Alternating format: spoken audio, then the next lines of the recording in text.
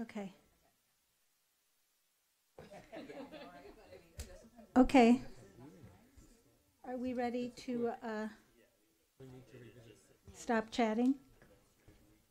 All right. Let's call the April 18th, 2018 Planning Commission to order with a pledge of allegiance from, and everybody's making eye contact. Let's go with David Martin today. Pledge allegiance To the flag of the United States of America and to the republic for which it stands, one nation, under God, indivisible, with liberty and justice for all.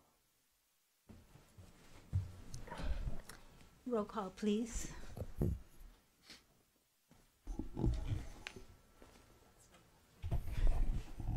Commissioner Anderson? Yes. Commissioner Fonda Bernardi? Yes. Commissioner Kennedy? Here. Commissioner McKinnon? present. Commissioner Perry? Here. Chair Fresco? Here.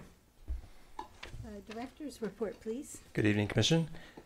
Looking at your upcoming agendas on May 2nd, you will get a presentation of the 17th Street cycle track, which goes from Wilshire to the Santa Monica College along 17th.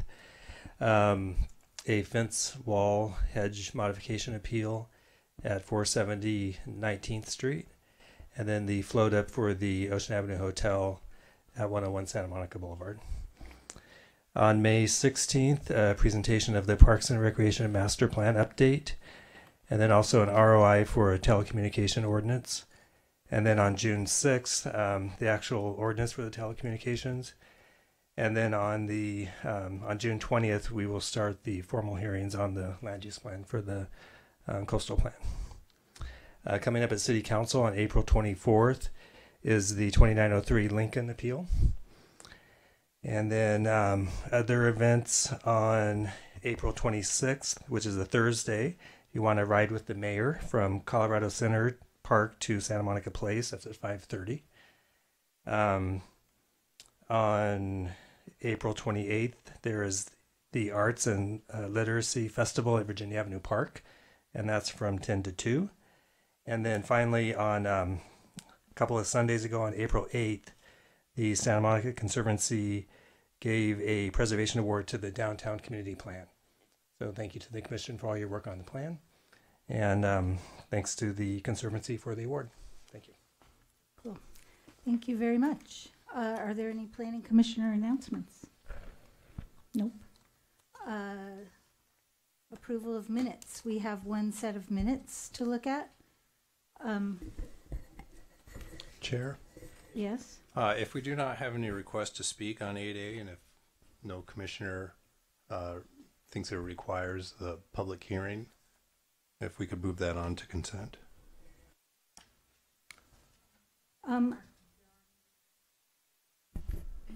Does anyone have questions about AA or reason to discuss it? I would second the motion of Commissioner Perry. I'd like a clarification on this item from. Oh, okay, so we will leave it as it is then, so. All right, so regarding these minutes, I've sent a bunch of typos, which were very unsubstantive. And then I did have one thing that I wanted to add that I think the commissioners should hear. On page 6, under scenic and visual resources, the big paragraph, the second, right towards the end, it's talking about my opinion. And it says, I commented on old articles she forwarded to the commission on the history of the bluff plantings in Palisades Park, which was part of a public works administration project when Palisades Road was called the Roosevelt Highway, comma, and I would like to add, the Crimson Lake, just to be specific about what I was talking about, the Crimson Lake bougainvillea and eucalyptus trees planted as part of that project are thus significant contributors to the historic view of the bluffs. So that's what I was saying about that. So that's my only substantive note. And with that, Yeah, I'll move approval as revised. okay, is there a second? I'll second. Beautiful. All in favor? I, Aye. Opposed? Abstain? Okay, so that carries. Next, we don't have statements of official action because we choose not to. And we will move on to item 8A, which is 3008 Santa Monica Boulevard, a development review permit to allow for amendment to a previously approved development review permit for a project containing 26 units and 3,450 square feet of commercial tenant space. Chair? Disclosures? Yes, yeah. Yeah, I met with the applicant's representative on March 15. We discussed the history of the project and the interpretation of the provision of the affordable housing production program that's being raised tonight. Do you want to go? I met with the applicant approximately 5 weeks ago, I believe, Mr.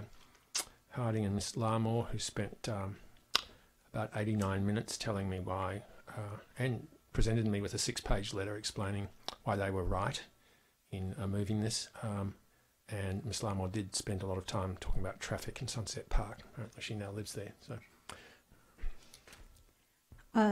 Nobody contacted me. I didn't talk to anybody.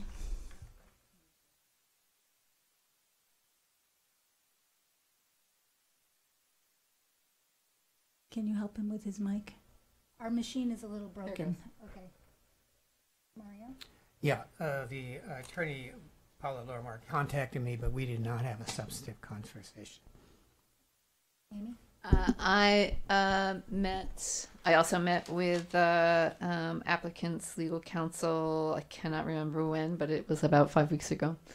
Again, to discuss just why these changes were happening and why they thought that they were justified.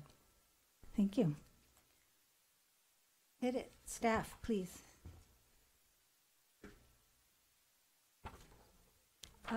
She's in charge of the mics. I'm on. Good evening, Chair and Planning Commissioners. Russell Dunham with the City Planning Division. I'll try to make this brief. This is a project that's currently under construction and previously approved by the Planning Commission at 3008 Santa Monica Boulevard. As you mentioned, it's a 26-unit project, and we'll just kind of get into it here. On December 16th, 2016, the Planning Commission approved this development review permit project. And it included 4 units for 50% of income households. 2 of the units were 1-bedroom, 2 units were 2-bedroom. The applicant is building the project, currently under construction, and came back to staff and said they would like to submit an application to revise their affordable housing, being consistent with the affordable housing production program and the community benefits section of our zoning ordinance, which requires 50% more affordable housing for Tier 2 projects, and this project will still comply with that, providing now the proposed 2 units for 30% income households, and they will include 1 1-bedroom unit and 1 2-bedroom unit identified on the floor plan to the right of the slide. Other than that, staff has not received any public correspondence. The applicant submitted a letter which has been forwarded to you, and staff recommends approval. I'm available if you have any questions. Thank you. Are there questions? We're using our cue. Oh, Amy? well done. Why is this possible? It's possible. Right, because you said we approved it with the 4 units of 50%. So yeah, so the applicant has the ability in the zoning ordinance to apply for an amendment to a development review permit, so long as it's still consistent with the affordable housing production program and the community benefits section of the zoning ordinance. They could apply. Since it's consistent, we recommend approval based on the findings in the staff report. So, and it also goes back to the basis of the AHPP, which allows a choice. The applicant can elect to comply with that at a variety of levels, depending on the affordability level of the units. The project originally proposed, I believe it was 10%, right? That's correct. Right, and so now they are proposing to provide the units at the 5% of the units to 30% income households, and then at a tier 2 project it would be 7.5%. So that's again, the foundation of the HPP is that choice that an applicant has. Right, and I get that, but they made a choice. They did, and now they're applying to amend that choice, again, consistent with. And I would just add that it's actually a code provision that authorizes them to do it. So it's, they have the option the discretion to apply for a modification. And then once they do that, per the code, it says that we have to follow the same procedure. And so because it did involve a change in what we thought would be the project description, if we had not gone through this, then there would be no mechanism. So the only way to do this is for them to formally request a modification and to go through the same findings per the code, and that's just the way the code is written. So. Okay, I'm going to embarrass myself here. Do we have don't we have a STOA that goes with the approval? Yes. And the STOA gets recorded? The STOA would be, basically you'd be adopting a revised STOA, which is what they're suggesting you do in the staff report. And why is staff recommending approval of this? I don't understand. Well, I think in order for them not to approve it, they're following the strict procedure, which is if you follow the development review procedure, you have to make the findings. So what they did is they just looked at the project description as modified. They decided that they could make the findings of consistency and the other findings that they have to make. And so that was their recommendation. So they strictly just went by what's in the code. And so, for example, if you were not to approve this project, you would have to make findings that are contrary to what's in the staff report. And so substantial evidence standard, and so you'd have to have the facts in order to support the findings. And so we're just following the process, which allows for it per code.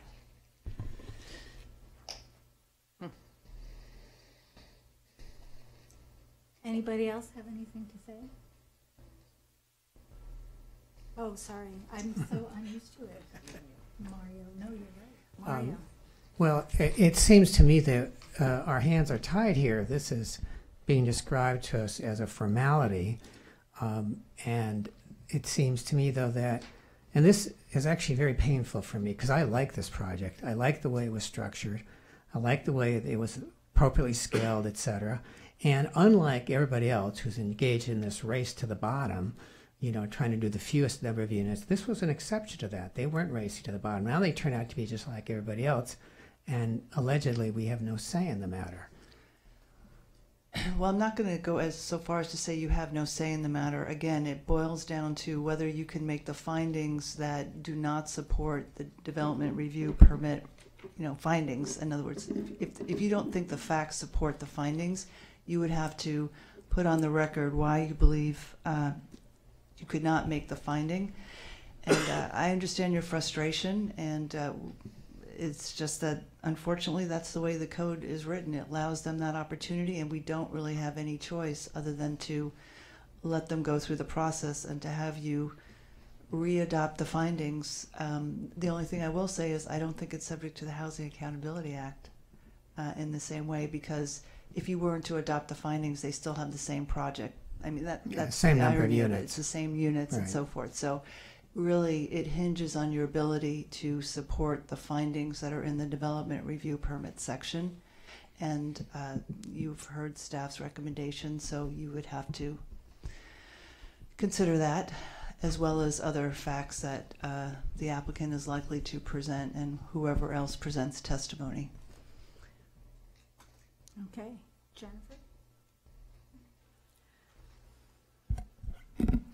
Was that section of the code, whatever it said, it was like 9 something, I apologize. 37070 or whatever?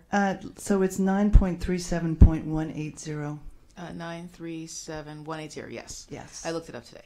Right. If you would like, I can read it into the record just so for clarification. It says any conditions of approval or approved project may be modified upon application by the original applicant or any successor thereto. And then it says, the matter shall be considered following the same procedure that was utilized when the original application was considered. So we believe that a shall means shall, and therefore we're following the procedure. So my question is, it doesn't say at any time, but I mean, I hear what you're saying, but was there any, did staff anticipate, first of all, the first question is that something that was new that was added to the zoning code, or was that a carryover? Yeah, I don't have the annotation of when it was adopted in my code. Yeah, from what I recall as a carryover, you've always had the ability to come back and modify a condition of approval through a process. So I think it was in the previous zoning ordinance as well. Okay. And was it anticipated that it would be used when a project has already begun construction, or so does it really mean at any time? It's certainly possible. Someone could come back and try to modify a condition of approval or any aspect of a project. So it's certainly up to the commission to review it, but an applicant can always ask. Okay. The reason why I asked about that was because I think online, when you look it up, it says added whenever the zoning code doesn't, and I don't know if that just means added or, like you said, it was carried over, but I'll take your word for it that was carried over. But my next question is, were there any, in our packet, you didn't give us the old STOA, right? It would be, what's in our staff report is the STOA that you're asking us to approve, correct? Which is, how different is that from the old one? Is it only different in terms of the housing units? Yeah, the STOA has been updated with our new standard conditions of approval as well, including the indemnity clause that was not previously in there in 2016. But otherwise, conditions of approval are consistent with the prior approval. As a link in the executive summary, the date there, you would have been able to click to the old Planning Commission staff report, and the old STOA would have been attached. Oh, my bad. Okay, so the indemnity clause and the housing units are the only things that are different in this one. And so I didn't recognize that, or I read my packet this way, not online, so I didn't click and look at the old one. But were there any special project conditions that the Planning Commission added the last time? They would have been carried over. They would have been carried over. Because, so whatever, okay. And I think there are just a few at the beginning of the STOA that are specific to the project as I flip through here. Yeah, it's 1A through F. They were ARB reviewed, and of course that was incorporated into ARB's review of the project because it's under construction now. Yeah, so we kept those in the STOA so that they would always be part of the record, even though it supersedes the prior STOA.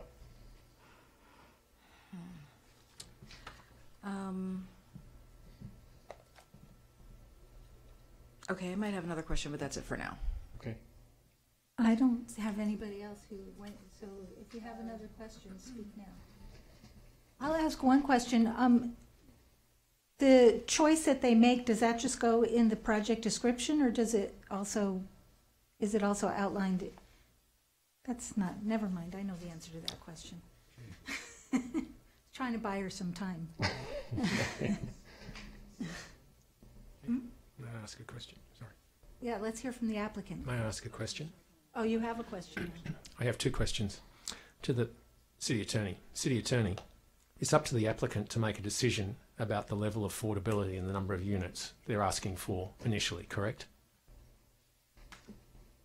Yes, and apparently it's their election as part of their project. Right, and that's in the zoning code, and we can't change it when they come with the DRP. We can reject the whole project, but we can't change the levels of affordability and the number of units, can we? You can reject the project. In other words, you have to consider the project as a whole. But we can't play around. If they come and ask for 4 units at 50%, we can't say you have 2 units at whatever level. So we have no discretion in that. We can reject the whole project. Again, I think what I've described is whatever decisions I think you you're make, dancing on a pinhead here, really. I really have no choice. I have to tell you that I can't tell you that you have no discretion, because the reality is the code gives you the ability to make the findings, and therefore if you wanted to make, Right. you do not have to adopt the staff findings. However, if you were to be challenged, you would have to have a record which establishes the facts upon which you base your findings. So if you want to deviate from the findings, which is purely within your prerogative to do, you need to have the facts to support your findings. But So absent that, when it's presented to us in a project that otherwise complies with every way, we say yes and pass it on. Mhm. Tonight, the code has said that the applicant can come back and ask for a change in the levels of affordability, and unless we can make the findings again per your lengthy dissertations, we have to accept that.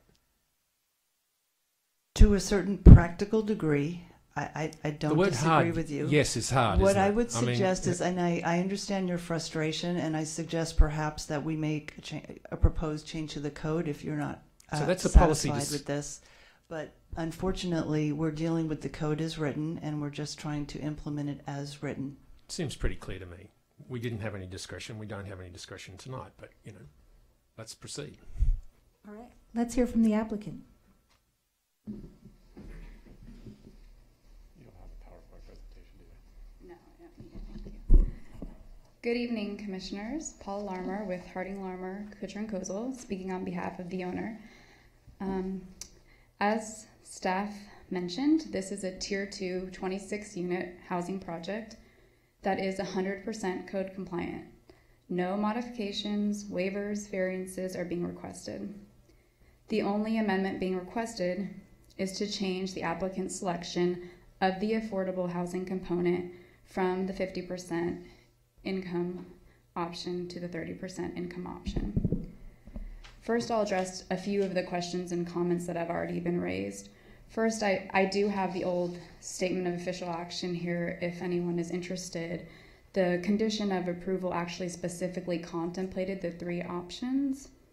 It says the project subject to the Affordable Housing Production Program, which requires the proposed 26-unit project to provide 5% of the total units for 30%, 10% for 50%, or 20% for 80%, and then it goes on to say, pursuant to the community benefits section, the applicant must provide 50% more. So the actual condition in the prior STOA still had the 3 options. A different condition discussed that the applicant had selected the 4 units, and that's my understanding of why staff has taken the position that this requires an amendment to the statement of official action, and we're before you tonight. Again, no other changes are proposed. As Ms. Cola outlined, the application for an amendment to a development review permit is reviewed under the exact same standards as for a new project. When you're reviewing a new project, the applicant has the opportunity and has, in many cases, selected the 30% income option.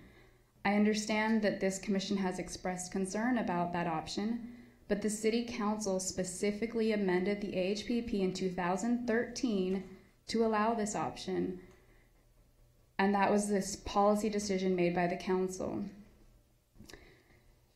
I submitted a letter last week providing you with some background and context for this proposed amendment.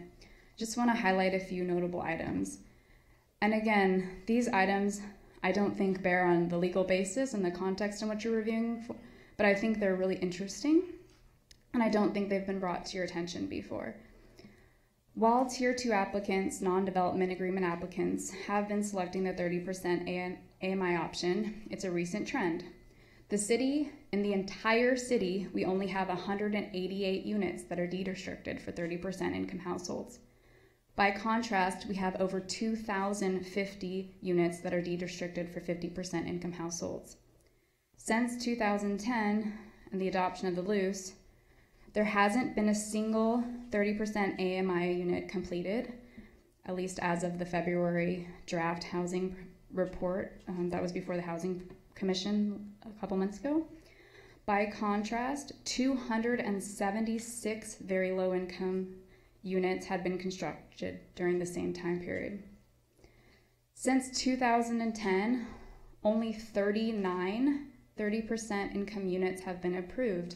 By contrast, 243 50% units have been approved. Looking at this from a RHNA perspective, as of May 2017, the remaining RHNA fair share allocation for the 30% income units was 129 units that were still needed to meet the fair share. Thus, clearly, there's only been 39 units approved since 2010. We clearly need 30% income units to achieve this target. By contrast, the remaining RHNA allocation for the 50% units was 14 units, and I assume this has already been satisfied because there has been several DA projects approved that had very low income units. A final piece of information on the policy side is the demand for these units. We asked CCSM about the relative demand for 30% income units. They reviewed their wait list, and over 50% of the applicants on their wait list are waiting for 30% income units. I also think you should bear in mind that new projects going forward in the downtown will be required to have a mix of affordability per the new downtown specific plan, and also development agreements in the rest of the city. The city has the opportunity to negotiate for the units to be very low income. So really we're talking about zoning compliant tier 2 projects not in the downtown, a fairly narrow set of projects going forward. And again, I don't think this information about the policy context really bears on this legal context, which you review this particular application, but I do think it's interesting. I think it's information. You guys have all been sitting here approving extremely low income, but I think it's helpful to look back, zoom out, and I do think it may be time for the council and commission to have this policy debate and discussion. But again, since that hasn't happened yet and the code is what it is, we are asking you to confirm the applicant's selection of the 30% income option tonight, an option that the city council added in 2013. This code is clear, it's the applicant's selection. It's been this way since the HPP was adopted. And moreover, the amendment merits your approval from a policy perspective. Thank you. Thank you very much. Amy? Is my name showing up, or is it tying to some council member? I see Amy. Why is the applicant asking for this change? It goes back to the history. This project started in 2011 as a Tier 1 commercial project. They met with staff several times. They were about to actually move forward with an EIR when staff said they wouldn't support this project because the LUS contemplated predominantly housing. At that time, they converted the project. They filed for a Tier 3 housing project, which staff was encouraging applicants to do at the time. At that time, extremely low wasn't an option. It was before the council added this option. And we were in a development agreement context. So the project evolved from a Tier 3 project that was in a DA context. Then the city stopped processing development agreements and created this priority street situation. So the applicant, in order to qualify for a priority to be processed, downzoned their project to a Tier 2 project. The city, in my opinion, lost units from that. And proceeded with DA negotiations. The city in DA negotiation context did not have to honor the applicant's election thing and had always requested the very low income units.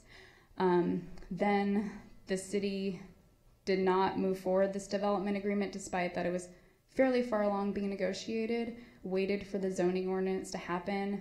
The applicant grabbed the earliest possible date the city would bring them forward, and the selection was not made at that time to it evolved from this DA, and the same project plans were used.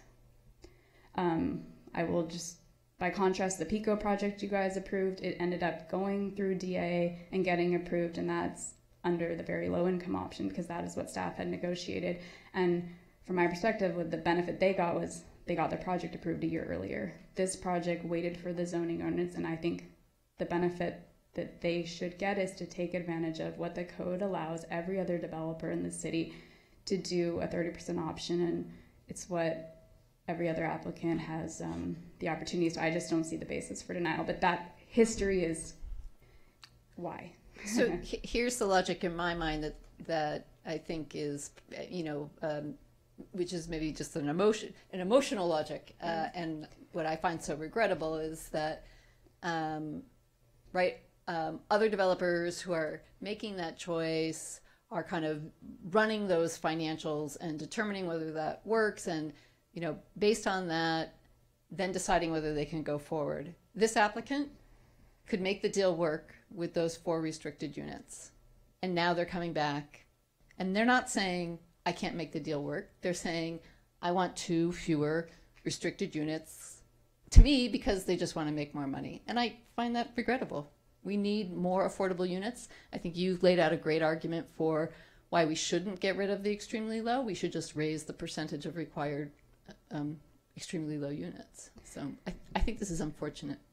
Yeah, I have the reversed opinion that applicants that aren't as corporate and sophisticated and figure this out at the first minute it's presented, and we're strung along for 7 years or 6 years through a process at the city's mercy, shouldn't be treated differently than other applicants. That's good, because they're not going to be. Mario. Yeah, so thank you for the data. I'd like to work at it from the other side of the street. Instead of zooming up to 10,000 feet and counting units, which is a valuable exercise, I'd like to go on the other side and look at those 4 or 2 units. And I would like to characterize the people who get those 2 units or the 4 units is really winning the lottery. There's a huge demand, there's very few units. And so you would posit to me that for 2 families to win the lottery is the same as 4 families winning the lottery. That's what you're really saying. No, So, not at all. That's not what I'm saying. That's what you're saying, in effect, as how it affects individual families. And I have the same regrets that Commissioner Anderson has, that this developer had a brutal process, as every developer does, going through the city. There's no easy ride in the city, we know that. But they put together a package that they felt was the winning package to get their approval, and they got their approval. Then they say, oh, wait, just kidding, I think we can do better, so let's come back and get a reduction in that. Because I don't think they're equivalent. In the absence of the attorney's instructions to us to consider it again, I think this is less of a product, less of a project, less of a benefit to the city than what we had before. You can't argue that it's the same, even though the code says they get to make the choice. We get to make the choice and say, are these equivalent? I don't feel they are. I feel that there's been a bait and switch. And the last thing I'd like to add to this is a terrible precedent. Anytime any project gets approved, people can show up with second thoughts, say, well, I think if we did this, and already now they've got an approval, and now they're basically shaving the salami just a little bit smaller. So these are not good things. Thank you. Thank you very much. So, Commission.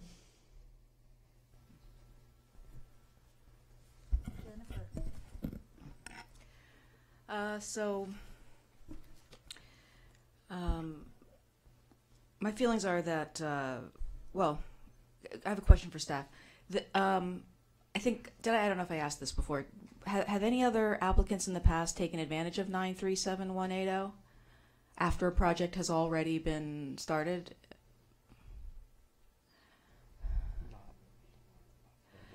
I can't think of any in recent memory. Okay, but applicants have taken advantage of 937-180, perhaps just not after the project started, and it doesn't matter if you remember right now, but maybe yeah, it's hard for me to say positively or not the other way. Okay, and then I have a question about I just want to clarify one quick thing. That was the other thing that I thought about before. Are there any the other thing that's going to change in this STOA would be the calculation of community benefits, correct? I don't think so. The community benefit package remains the same. It's just the number of units and affordability changes. So the fees, the amount of fees don't Oh. change. That's correct. The calculation of fees would be updated because we don't charge fees for affordable units. She said So- no, and he said yes. So, Okay. So Jing just shook her head no, but you're saying yes. Oh, okay. Okay. Yeah. So yeah, so that would change. That would change, yeah. And then were there any other components of the project that were negotiated based on the amount of housing or any other, would, for example, and I can't find where it says in here, but like transportation This is- allowances or Yeah, anything like Just to that? clarify, this is yeah. not a negotiation. This is a Right. development review permit. It's not a development agreement. I understand. There's no negotiation here. Well, You can- okay, so then, for example, elements such as the 75% transportation allowance, That's that not a wouldn't change. negotiation, that's a okay, code so that's not requirement. changing. Okay, so I would just say that I cannot make all of the findings, and I don't think that the project is generally consistent with the municipal code general plan or any applicable specific plan, and perhaps some of the other findings, but most specifically because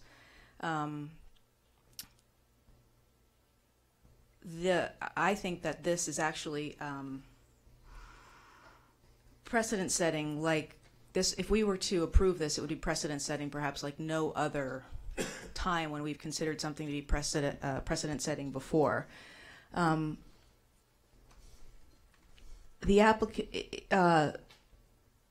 applicant attorneys would be lining up here to do what they're asking for this evening multiple times after this if we were to approve this. And it would be in contravention to not just the code, but to all of the policies and the general plan, the portions of the code, because, and actually this is what I was trying to say, I was looking for the right word, and the processes, I think that there's, it's overwhelming the different protocols that this request affects, and therefore, for that reason, I would say that I would move that we do not approve the development review number 18 ENT 0036. Is there a second for that? Second. Jason, would you like to discuss the motion, or do you have another comment?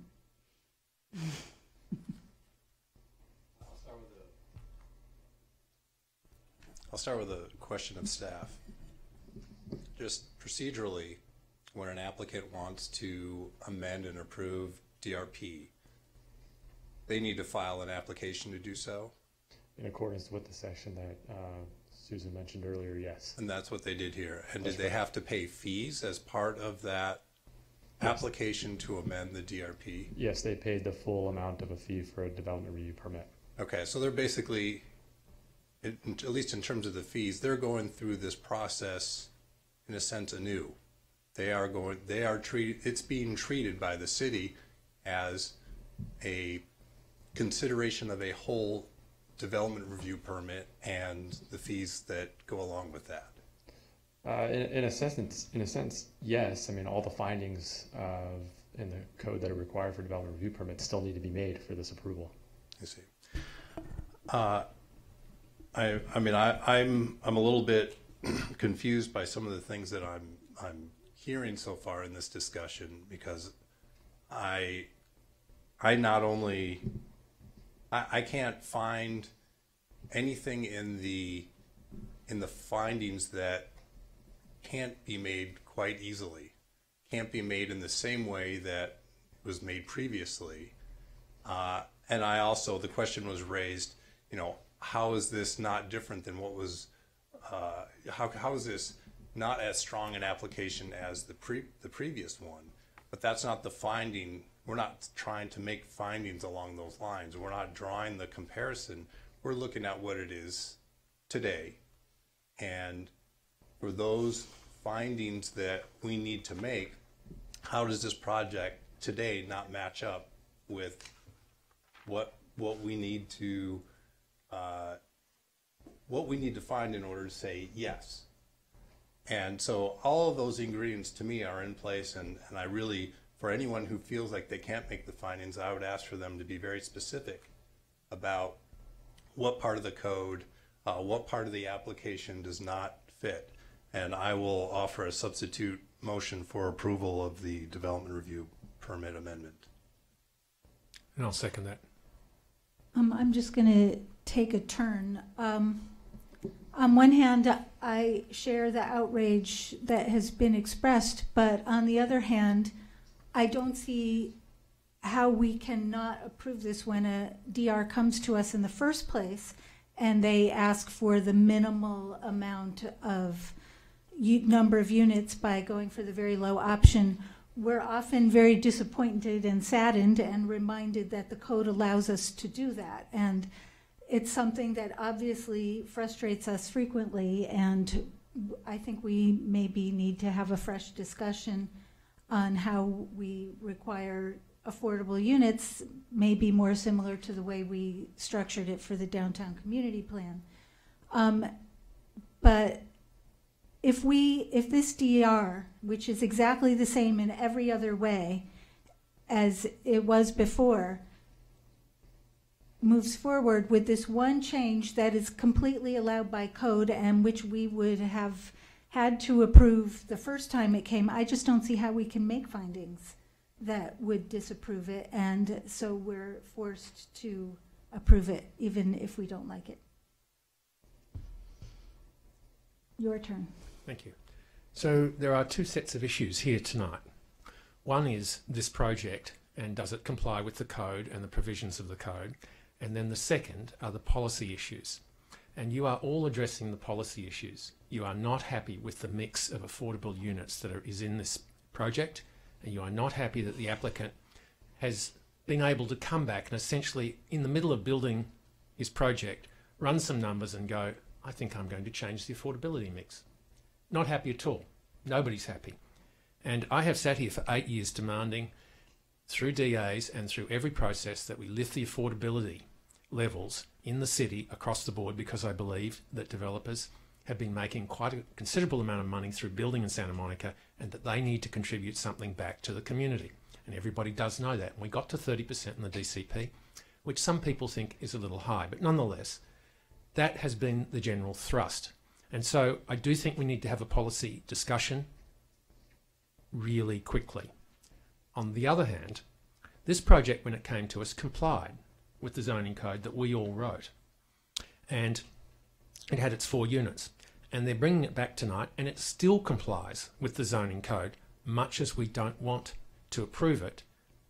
We really simply can't ignore the fact that it complies with the zoning code, and it does the very thing that we said we wanted in the zoning code.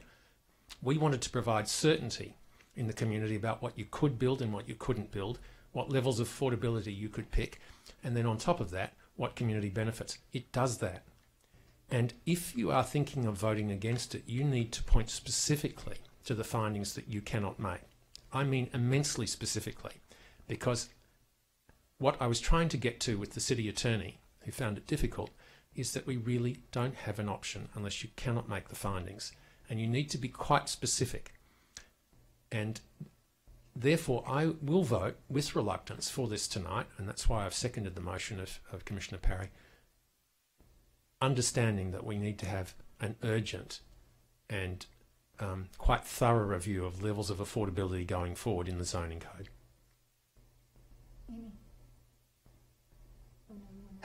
I was just wanted to share a while ago that I agree that it's very hard not to make the findings.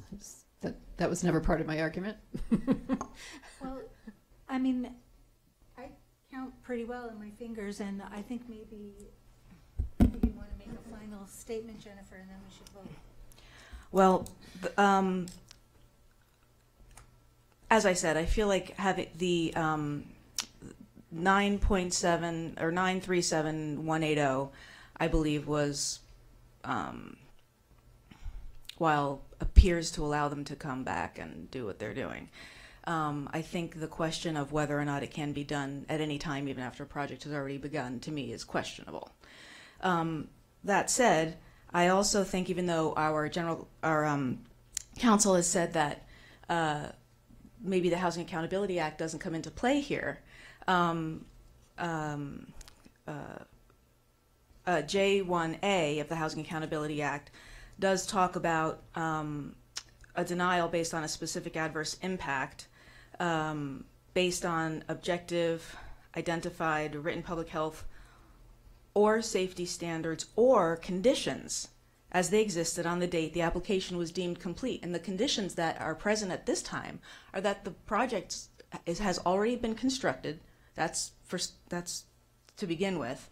And the adverse impact is that when this project came before us the first time, we used our due diligence and the power of this commission to grant an entitlement by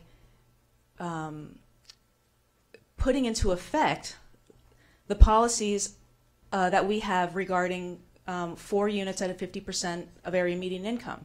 So when we at that time, when we granted that entitlement, we felt that the 4 units at that income level, we didn't just that wasn't just an arbitrary decision out of nowhere. We used the city's goals and policies and code to make that decision. And so I feel that we have the ability to deny that because even though the code allows them to perhaps come back and make this request, it doesn't allow us to go against the reasoning that we used to grant the entitlement for 4 units at 50% in the first place. So that's my reason, and I think it's very unfortunate that perhaps the rest of the commission doesn't see it that way, but I do feel that this is probably a good time to, not now obviously, but at a very soon future meeting, that we go ahead and have this discussion. We need to amend 937180 and make sure that this doesn't happen again, because the action that would be taken by the attorneys for future applicants to come back and do this at any time. I mean, you could imagine the project could be near its completion, and they, like Commissioner McKinnon said, just decide that it financially suits them to go ahead and make this change. Literally would be running in contravention to the reasons and the policies that we used to make the decision in the first place.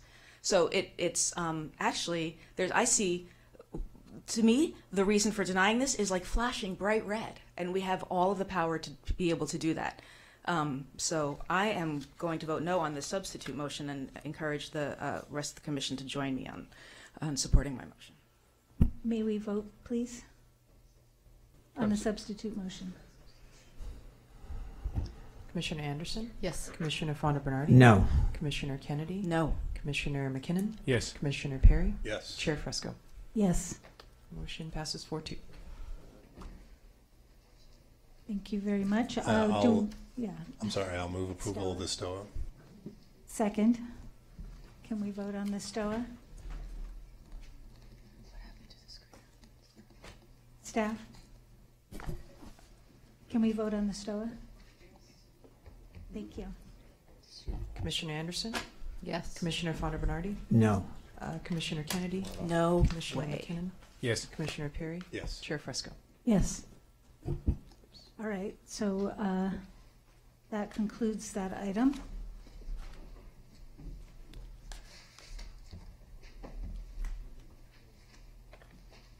Our next item is 8B, recommendation to amend the Civic Center specific plan.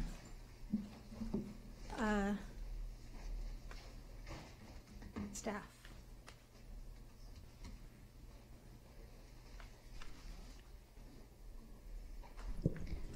Good evening, Commissioners. Roxanne Tanamori, Principal Planner, and I'm here to present an item seeking this Planning Commission's recommendation to Council and adoption of a resolution to approve amendments to the Civic Center specific plan in support of the Council's direction to develop the Civic Center multipurpose sports field, and to recommend approval of amendments that are consistent with the City's overarching policies to manage our existing parking resources as one network. So what's before you is, part of that recommendation is consideration of the 7th addendum to the Civic Center Specific Plan EIR. That documentation has been provided for you. We've provided the recommendation to adopt the resolution that's attached to your staff report. Again, consistent with Council's direction on the sports field, and to follow up on this Commission's April 4th adoption of the resolution of intention to initiate the process for these amendments. Just a tiny bit of background, it's provided in depth in your staff report, but the Civic Center Specific Plan was adopted in 2005, and within that land use plan there are 4 special use districts, including the Auditorium Special Use District, that includes numerous text and illustration references to a civic auditorium park, and with notations for a, quote, play field with setbacks including of 100 feet from Pico Boulevard. As the city has gone forward and implemented the various aspects of the CCSP, we have the village that's been completed, we have the ECLS, which has broken ground. One aspect of the implementation of the CCSP is the implementation of the Civic Center sports field, and that is most recently supported by Council's authorization to fully fund the design and construction of the field back in February. This is just a conceptual site diagram and location for the sports field up in the upper right-hand corner of the site plan at the corner of Pico and 4th. Again, the proposed amendments that are outlined, there are approximately 33 of them. We went through page by page to pick up proposed amendments that would, consistent with Council's direction on implementing the sports field, that would provide design flexibility so that as we get through the design details of the sports field that some of those prescriptive setbacks could be modified through the design process. Also, with respect to policy consistency, the one parking policy C5, which I'll get to in just a moment. Then also for overall continuity and clarity for all of the text references throughout the CCSP that reference terms that are not as specific as we would like moving forward.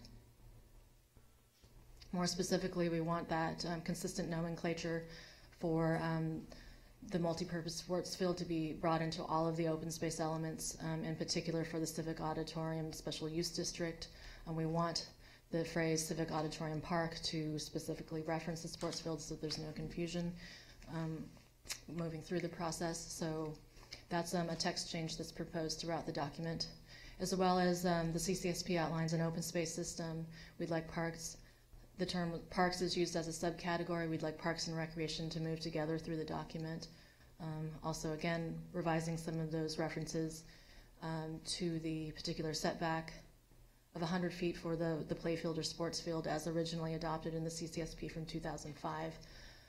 And then also revise that parking policy, which I'll put on the screen. Now, in your staff report, there is a list of approximately, like I said, 33 plus different text amendments.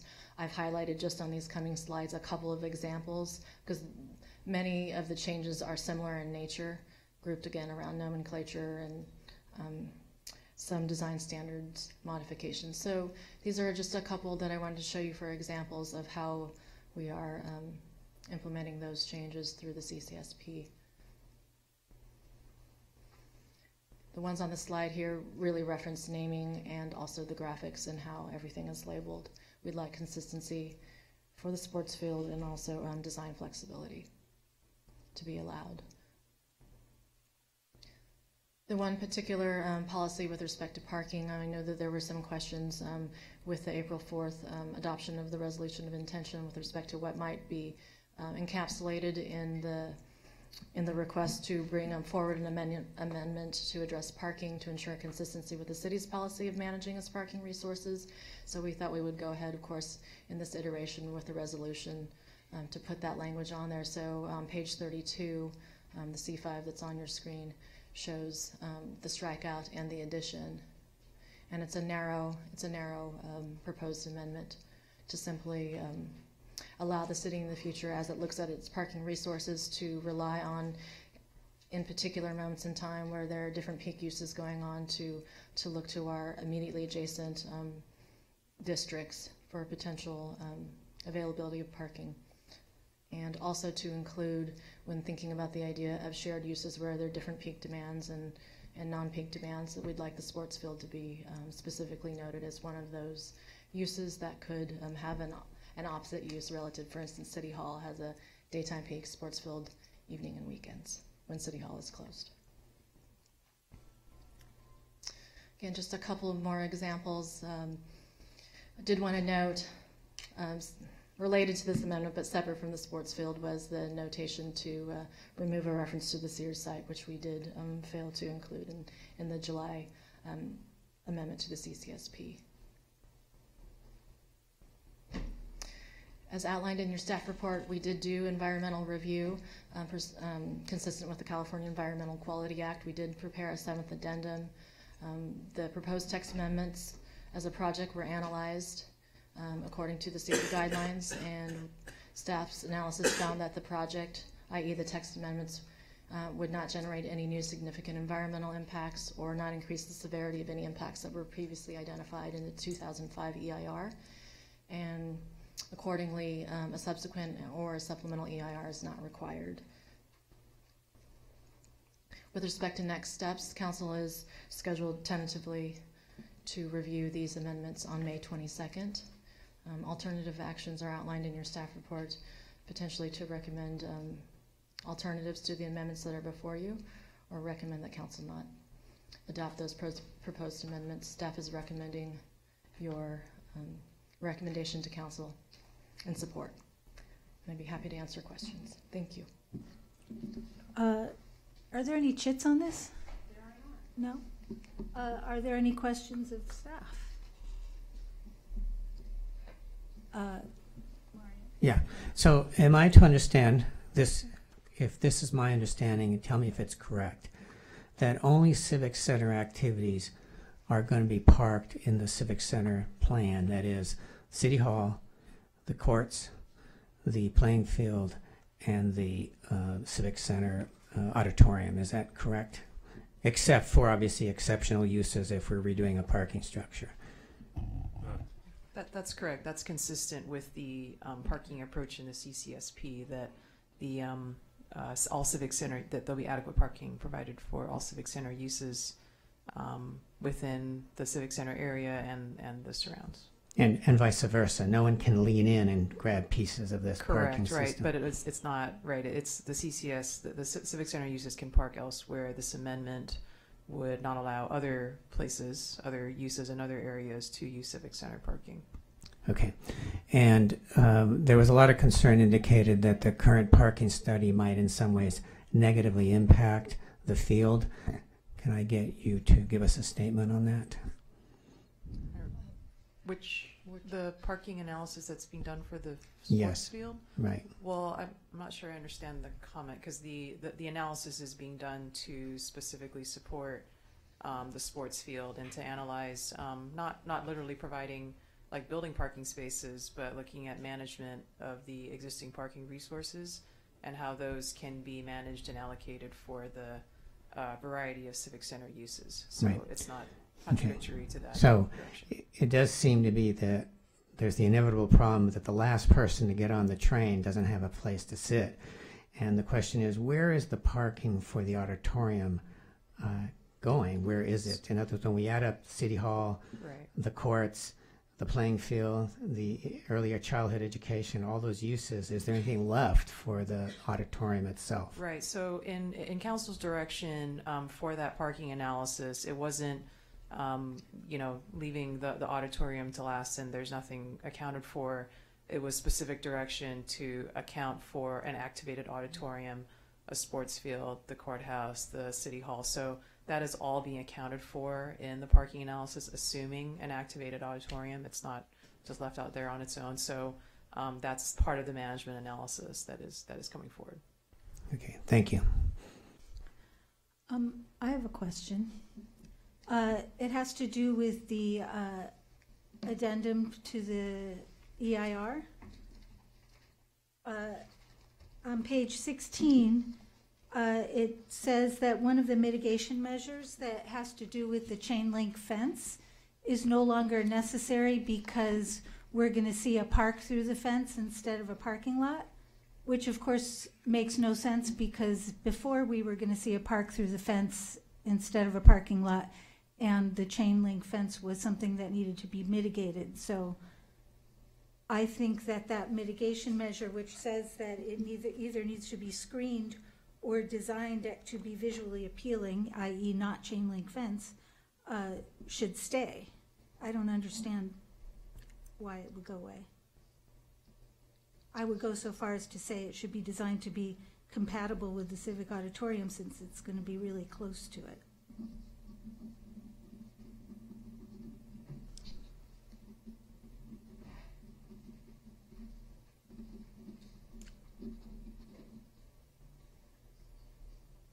That was a question.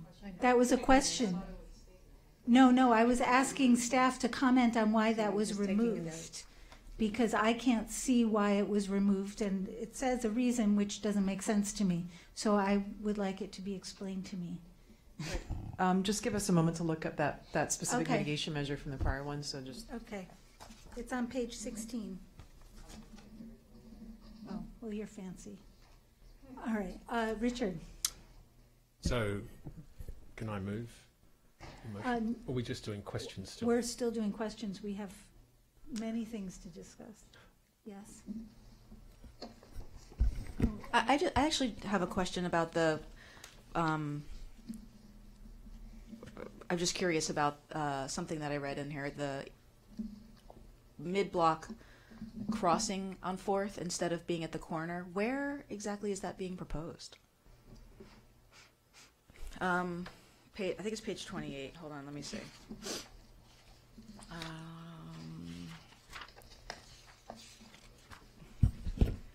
It says the proposed changes to the sports field would not represent a significant change in existing land use patterns. Revising the field entry from the corner of 4th and Pico to mid-block on 4th would not affect. It would be at Civic Center Drive. So that's just referring to the entrance of the field, to the field, which is, I guess if you bring up the diagram, or it's in your staff report, you can see the entrance is proposed. Oh, I did look, but I didn't see that. It's so you see where the edge of the ECLS Which is, one are right? you So on? the entrance Okay. is there, Okay, hold on. which is mid-block on 4th.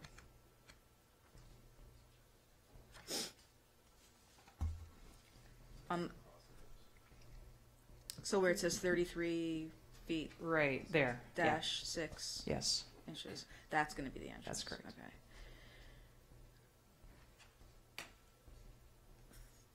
Is that, oh, but that's not, that doesn't line up with the crosswalk.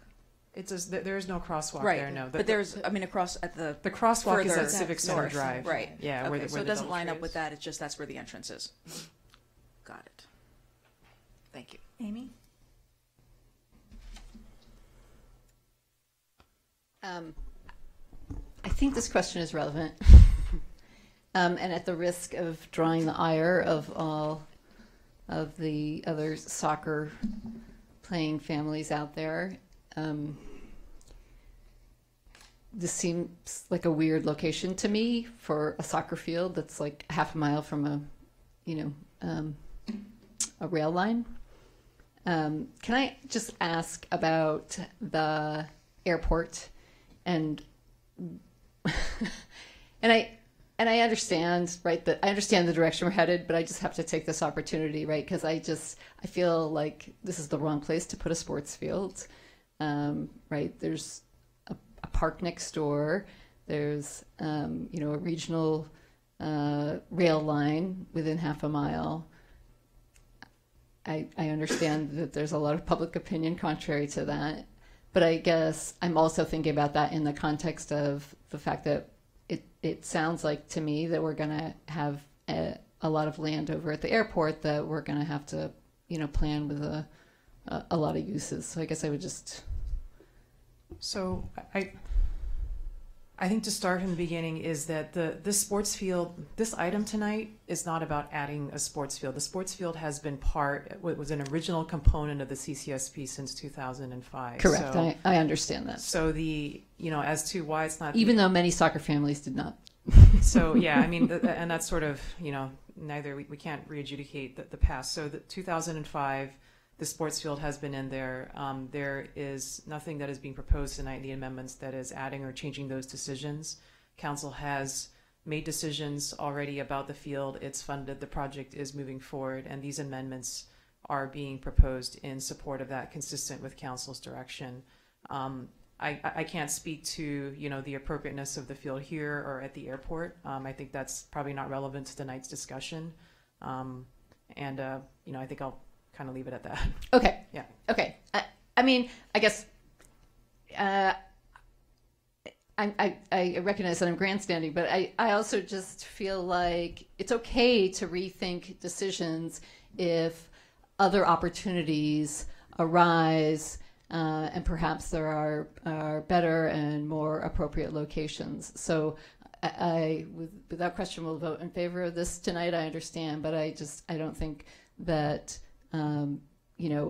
as a city evolves and other opportunities arise, that we shouldn't just go forward with the project because we approved it, 15 years ago. And yeah, fair comment. And I think the, in terms of what happens at the airport, that will obviously, we don't have a process for that yet, but when we do, it'll be a very open, public, transparent process as to what the airport becomes. Jason.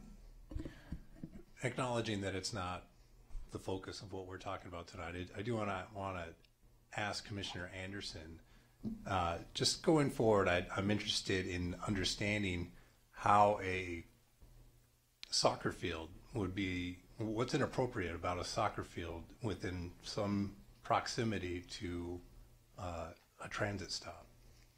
Wouldn't that be just one of the many uses that transit users, one of the many destinations that transit users might have? I look forward to seeing that. You look forward to seeing people using the field? Take transit to the sports field. It's not my experience. It's desired there so that the soccer players can walk from Samo High. Jennifer. So we should figure out a way to incentivize that, though. I also would like to take an opportunity to ask a question that might not necessarily be specifically pertaining to an approval for this evening, but I just have, because the Planning Commission has had kind of a limited role in a lot of the Civic Center, unless the planning commissioners have themselves participated in workshops or gone to other, Civic Center group meetings and other things. So I just have like a maybe random question that I've been wondering, and I might as well ask it now.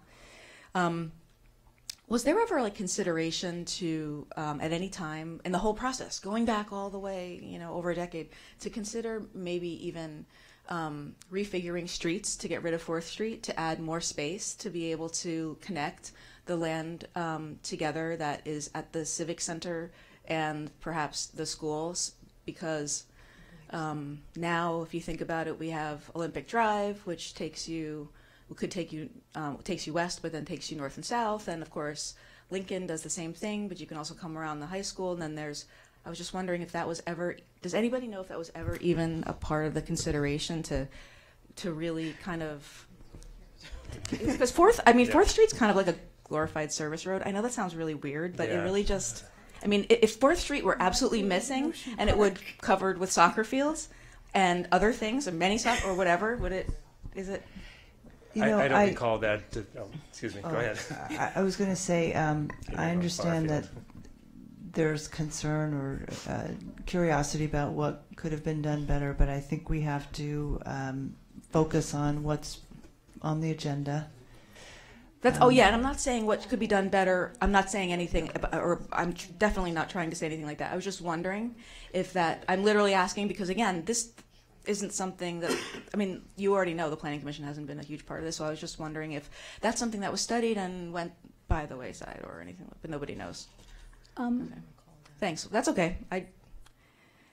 I just see a lot of opportunity. Wouldn't it be cool if 4th Street was green there? That would be so awesome, right? I've pretty much read every staff report that has ever been written about the civic area since about 1980, and I don't think that has ever been discussed. Bridges have been discussed, but I don't, and frankly, as a resident of Ocean Park, it's a frightening thought. Okay. I'm wondering if we can talk about the removal of that condition from the EIR about making sure the fencing Thank you. isn't chain link. Right. So yeah, thank you for the opportunity to come back to that. So the original condition was in the aesthetic section of the EIR. The reason that it's recommended for removal here is because the project design is effectively implementing the intent of that mitigation measure, which was to buffer the field with vines and some landscaping or even some alternative fencing. What's being proposed here is a pretty substantial landscape buffer around the site, whether with low hedges, trees, what have you. And so, it's really accomplishing the same intent of that mitigation measure. So, does it specifically need to have trailing vines on the fence versus the landscaping? And that was, that was the conclusion, was that it's accomplishing the same thing. Well, it's not just the trailing vines and the landscaping. The condition actually says the possibility of a creative or visually appealing design of the fence.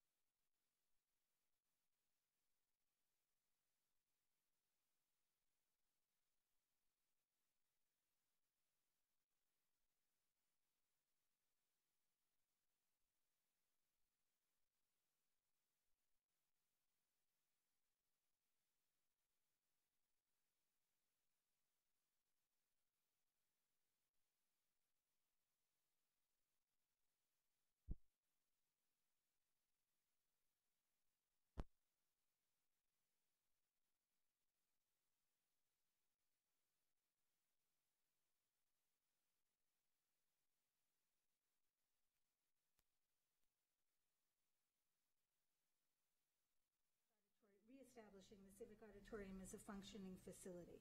So basically, I'm just saying, the field is there, it's permanent, we accept it, but there's area underground that is still available for anything that might be needed in order to make, maybe they need to do drop-off for ADA or shuttle services and pass those through underneath in order to fit it all. I don't know.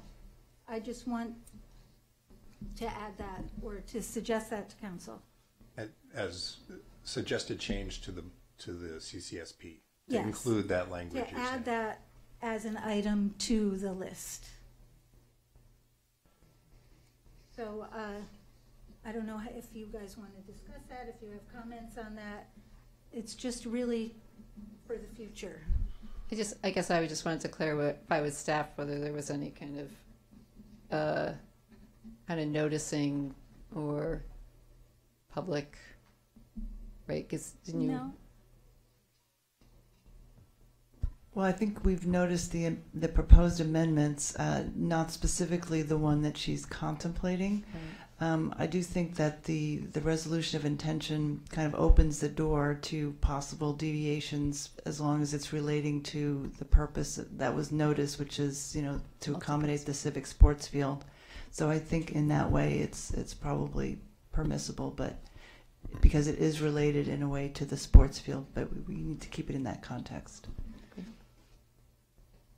And also, it will go to council, and they're the ones who will ultimately accept it or not, so it's not done here, So with that, does anyone want to make a motion, Richard? Yeah, I move that the Planning Commission consider the 7th addendum and recommend the council approve the amendments per attachment A of this report, as recommended by the Planning Department's report to us this evening. Do we need to do anything else more specific? Do you want to add the thing I recommended? Well, I'm moving it. I want to see if there's a seconder, and then we can discuss your amendments. I'll second. Okay, so you had 2 amendments. What was the first one specifically? The first one was to not remove the condition about the fence from the EIR mitigations. May I ask staff a question about that? Do you see a problem with, I'm assuming you're kind of seeing the design, do you see a potential conflict with that mitigation measure and the design as it is evolving? It seems Looking at awkward to remove the mitigation measure if we haven't seen the design and it's not approved. Well, it's part of the project implementation, but looking at the mitigation measure, I don't think it prevents it. It's not a dispositive towards vines or something else. It just says it has to be screened with landscaping, which the design does have. It does have landscape that is in front of the fence. I don't know that we can expect the entire thing to be screened. It's proposed to be 8 feet with about 12 foot of netting, I think, so probably about 24 foot. Says it should include vines or alternative fencing shall be designed by an architect or artist as a creative and visually appealing. And I think that would be, if we read that dispositively, I think that would be problematic for the design. So basically, we're removing something that, a mitigation that would improve the aesthetics because we don't want to I don't think that's the case. I think that what's being proposed is an alternative way to get at the intent of that mitigation measure, which is well, then we the can leave the visual. mitigation measure in, and then we can make that decision when we evaluate the plan. Why The don't I project find- is not coming to the planning commission for approval. Well, whoever Yeah. looks at the plans. It's not Maybe being I can approved ask by the rest of the- anybody else. Yeah. Excuse me. Maybe I can ask the rest of the commission how they feel about this. Amy? I'm comfortable leaving it as is, What do you mean as is? You mean... as recommended by staff. Okay. I also am, because I feel it's almost like an ARB item here. We're not discussing the aesthetics of the fence. That's something that'll happen later as it evolves. Commissioner Jen? I agree with Chair Fresco. Commissioner Perry? No. It's not clear to me. So I think Very it, clear to me. so I think it's 4-2 at this stage, so that's not in. And so the second item that you presented was undergrounding facilities under the sports field. Is that correct? Well, it was just saying that it is a possibility should it be needed to rehabilitate the Civic Auditorium. So when you look at that, does that cause you a problem straight off the bat? Or cause a problem to this motion? I think it's something the commission can consider. I would say that from staff's perspective, we don't feel that level of granularity is necessary in the CCSP. One of the reasons that the plan has kind of been successfully implemented over time is because it's a plan. It's a framework, you know, that says here are the components and the parking will be adequately provided, and, you know, the manner in which things are done are not specified in the plan, because it allows flexibility in decision making as to how things are implemented. So we don't think something like that is necessary. But you are hearing Commissioner Fresco's immense concern Absolutely, about the area. Right. Can you alleviate that in any way? Well, I'm sure you've been hearing it for the last 10 years, but, you know, tonight in specific. Absolutely. And as I said before, the council's direction, you know, they were very mindful of the fact that the Civic Auditorium is a major component of the CCSP. And that's why the specific direction to staff in the parking analysis was to include that in the parking analysis, so that we're considering the auditorium, the field, and all the uses, and that there is adequate parking for all those uses. So let me ask the Commission again. Commissioner Fresco's proposal is this underground provision that would be added. Commissioner Anderson, what do you think? Put it in or not? I'm comfortable either way. Yeah, I think it's something, we've already had a tradition of taking several bites of the apple. This would be a change to the specific plan. Should that need arise, they would come in and say, we need this space. It's a place that it can be done easily at the expense of the development. So you're okay with Commissioner Fresco's? I don't think it's needed, is what I'm saying. Commissioner Jen? I'm okay with Chair Fresco's suggestion. So am I. Okay, so that one is in. So the two items 1 and 2 with Commissioner Fresco's second amendment. Was that specifically clear enough for you when she read it the first time? Well, we'll go back and listen to the tape, but I just want to be clear that you meant to add that to like the phasing program. Did I hear that right? Yeah, I mean, obviously I defer to staff, but yeah, that's where they talk about the order of operations and Page 82. Okay. Yeah. So like an I-25 or something. Okay. Right. Okay. I just wanted to be clear. So I think we're probably ready to vote. I think so. Nobody else has any comments. Let's vote. No, I think we're good to go. Commissioner Anderson? Yes. Commissioner Fonda Bernardi? Yes. Commissioner Kennedy? Yes. Commissioner McKinnon? Yes. Commissioner Perry? Yes. Chair Fresco? Yes. Passes 6-0. Alrighty. There's not a second part to that, is there?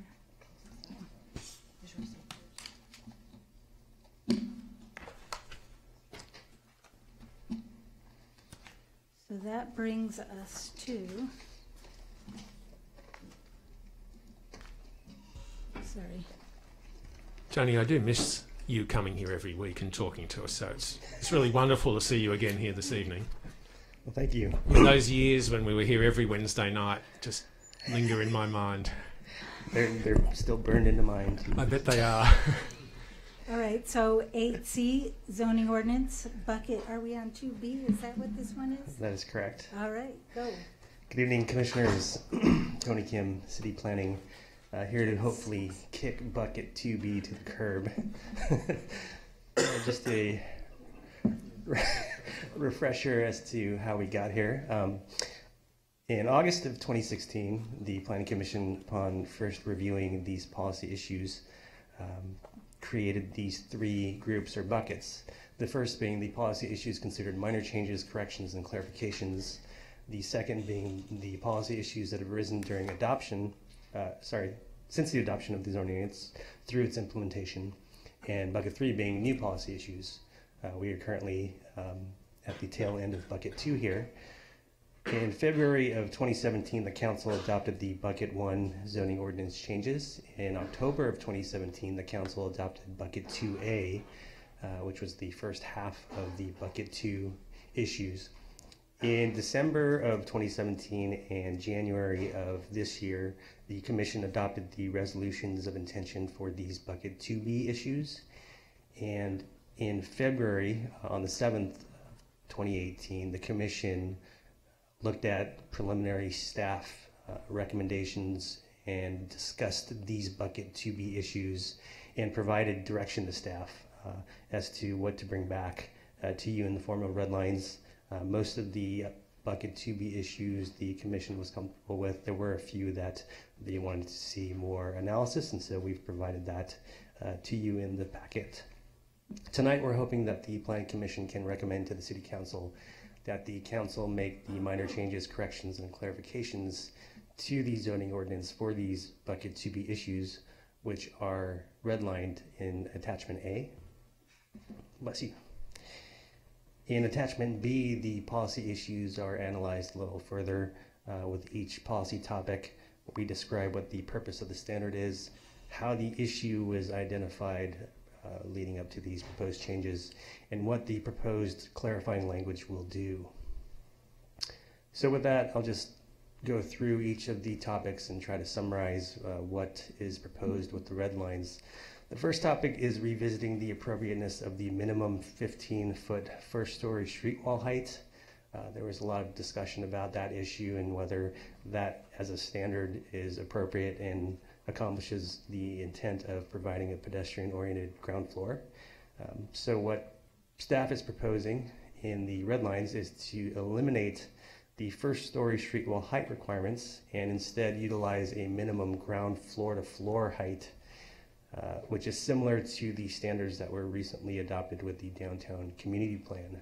And that standard would propose a minimum 11-foot ground floor-to-floor height and a maximum 16-foot ground floor-to-floor height.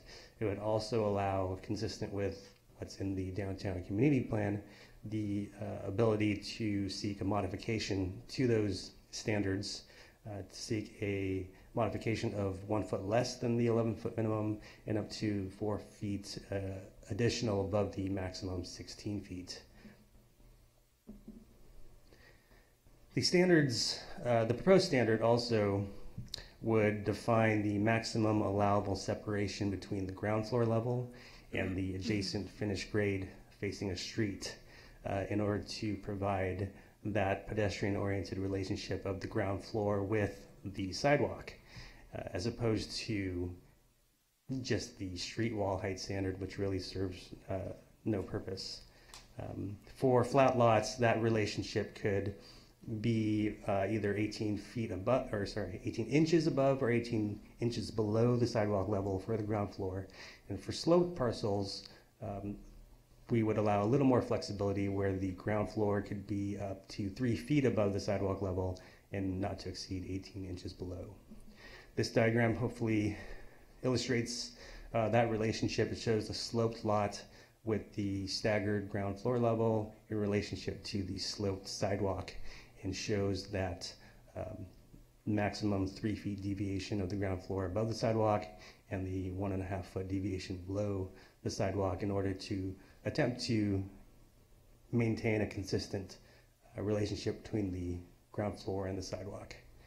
There's also a couple of sections to illustrate this, and what we tried to focus on is that relationship between the ground floor and the adjacent finished grade.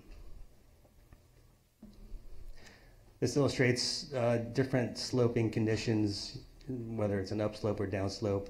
In some situations in corner parcels, you could have both sides that face a commercial boulevard could be sloped.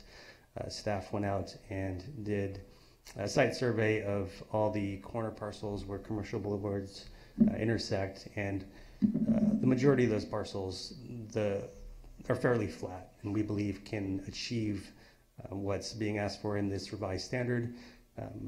And so with the rare corner parcel where you do have multiple sloping sides, we believe the flexibility with the modifications can address that. These photos illustrate the type of situations we're trying to avoid with these revised standards, where you have the blank walls facing the streets and no relationship between the ground floor and the sidewalk.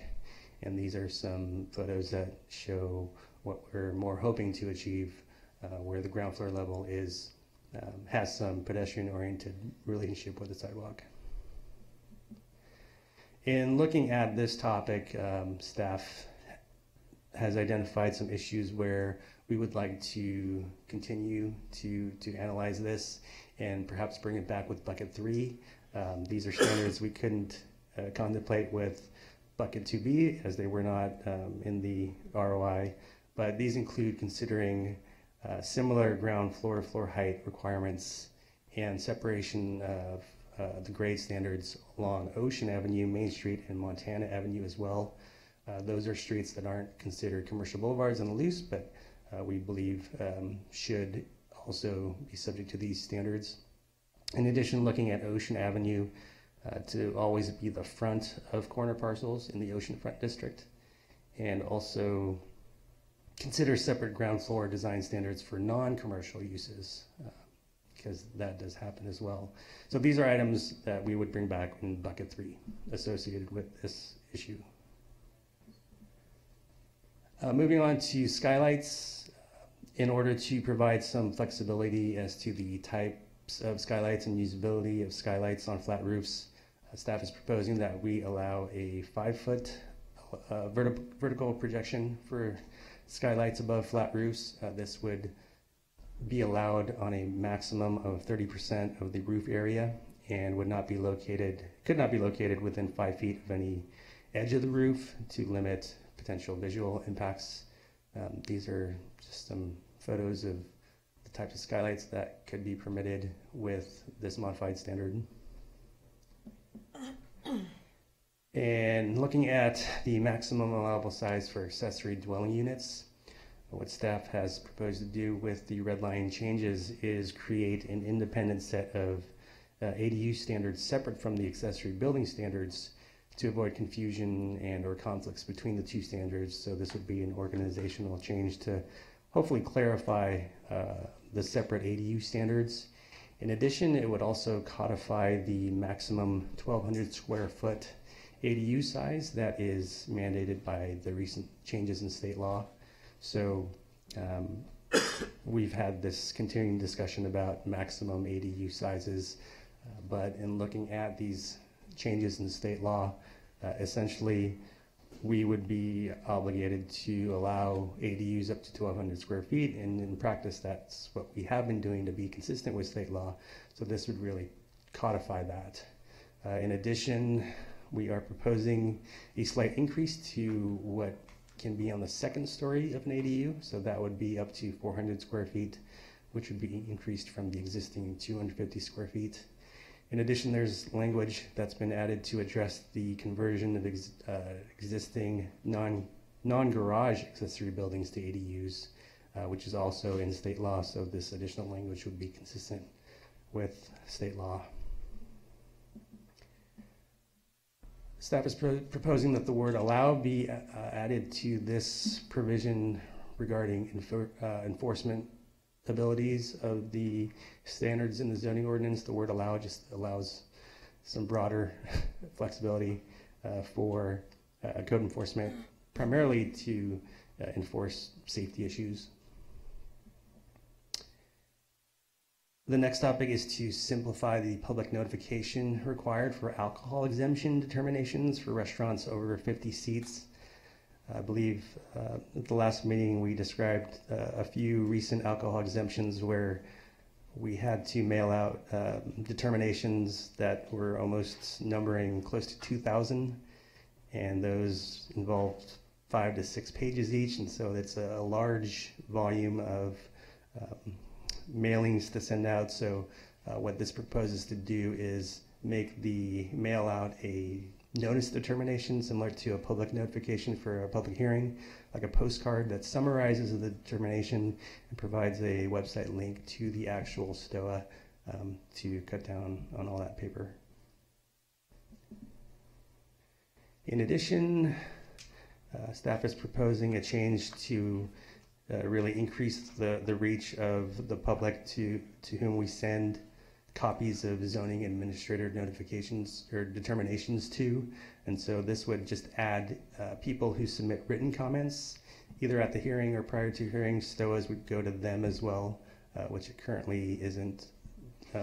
So this would just add another dimension to that.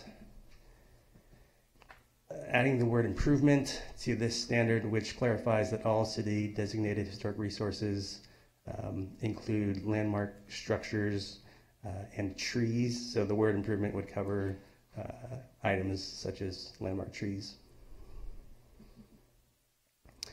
The next topic is to correct the required beach rear yard setback for R2 parcels that are located north of the pier and west of Ocean Avenue. The prior code before 2015 had two separate standards for parcels that were either 100 feet or less in depth, or 55 feet for parcels which were over 100 feet in depth. For some reason, when the zoning ordinance was adopted in 2015, it just became one standard 25-foot rear setback, which doesn't make sense if you look at really the two clusters of R2 parcels north of the pier. One set of parcels, these parcels are all 100 feet in depth and are basically built to the rear property line. These parcels further north are almost 200 feet in depth and have these large rear yards. And so it doesn't make sense to have just one standard rear setback. So staff is proposing that we go back to the previous requirement, which distinguished between these two different length parcels. In addition, related to that would be looking at the allowable projections into the beach rear yard setbacks. Currently, again, these parcels that are 100 feet in depth are primarily built to the rear setback line or rear parcel line and have balcony projections that essentially go to the rear parcel line.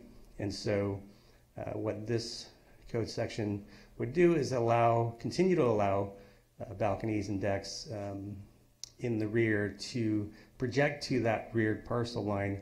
However, in looking at that, staff realized that this should not apply to all of those rear R2 parcels because you have those 190-foot parcels as well. So just to clarify, staff is proposing that we add this language to that red line for parcels 100 feet or less in depth. So it's really only applying to those shorter parcels where the current pattern of development is for those rear balconies and decks to project to the rear parcel line. The next topic is simply updating the parking overlay area map to reflect the recent downtown community plan adoption. So really this just changes the legend to show that this area is now the downtown community plan area. Nothing else has changed with this diagram. And finally, staff is proposing a number of changes to clarify and create standards for independently accessible parking and space efficient parking. And so I'm not going to throw all those red lines on the slides because there'd be multiple slides, but in summary, what the proposed changes for that section will do is to amend this section of the zoning ordinance to specifically state that space efficient parking may be used to provide parking. It would require a parking and loading operations plan for projects that result in greater than 40 provided parking spaces for new private parking surface lots or structures or projects that provide space efficient parking. It would also provide enhanced flexibility for the use of space efficient parking in all project types. It would remove the reference to independently accessible parking spaces and restructure the code instead to focus on automated parking systems, tandem parking, mechanical tandem, and other space efficient means. It would allow a percentage of total non-residential parking to be in tandem configuration without an attendant with the approval of a parking and loading operations plan. It would allow tandem parking for residential projects, allow mechanical systems such as stackers and stackers and automobile turntables for single unit dwellings. It would remove the 50 unit threshold and allow mechanical parking for residential projects of any size. It would clarify when parking attendants are required and require queuing spaces to ensure that staging space is provided for vehicles waiting on private property prior to parking entry. So in effect, what this is trying to do is allow for some more flexibility in terms of the use of space efficient parking while also making sure that it minimizes any potential impacts with the use of that parking. Another thing for the commission to consider is that currently the code requires all mechanical parking enclosures to be screened. And staff would like to see if the commission feels that this is an appropriate standard and whether that should be maintained in the code. So that is a summary of the Bucket 2B topics, and I'm available for any questions you may have. I see questions. Mario. So I have a question regarding the roof decks. If you look at the roof decks for the buildings over 14 feet high. Oh, for accessory dwelling units? Yes, okay. Yes. So it's very small. It's 35 square feet. It's basically a widow's walk. You have just enough time and space to turn around in your chaise lounge and go back down the stairs. And that was intentional. That's not a typo, right?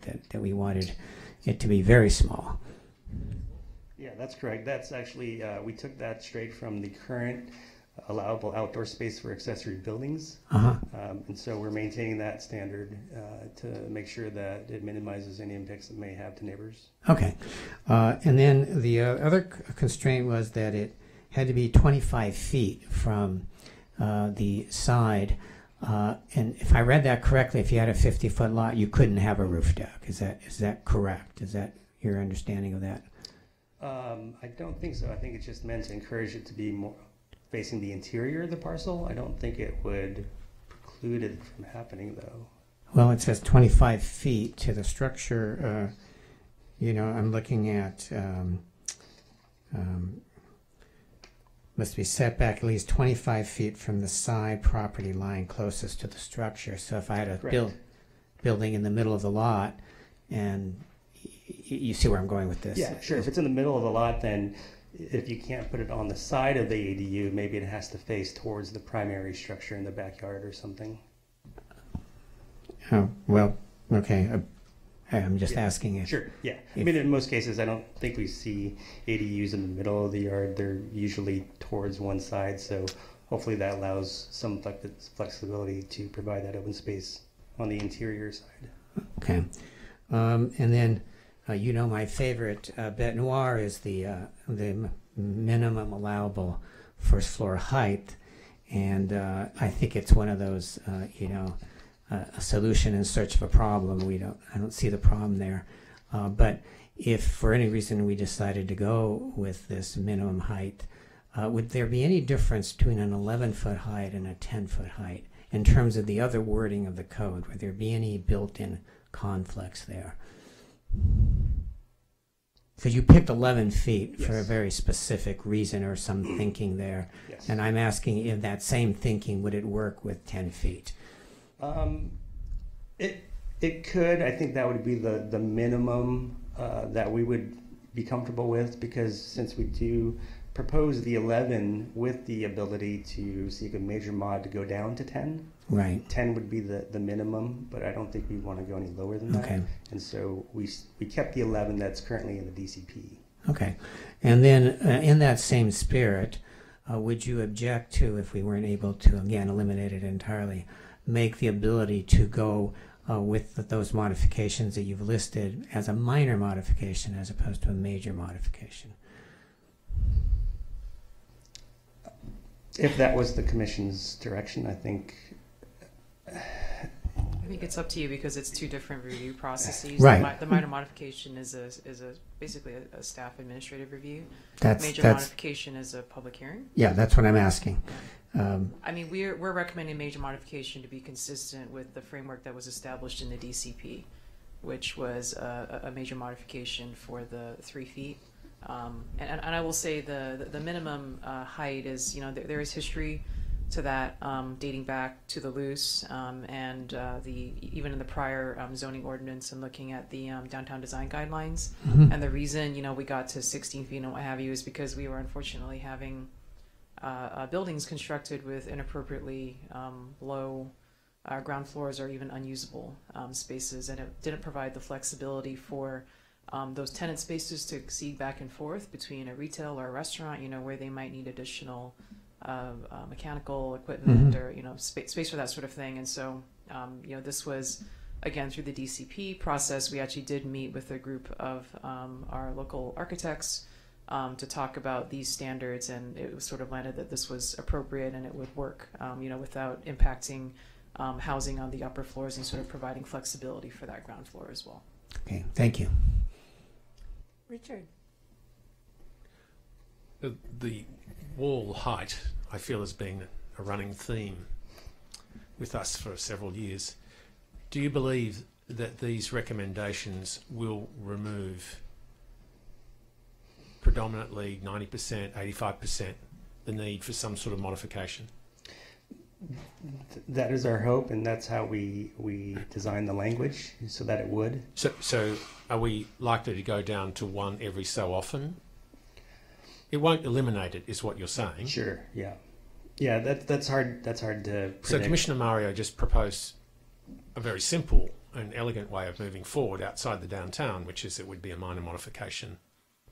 So that definitely could work. So you're saying once every so often there'll be something that comes up, and then it's really up to us to figure out whether it should be a public hearing or just administrative review.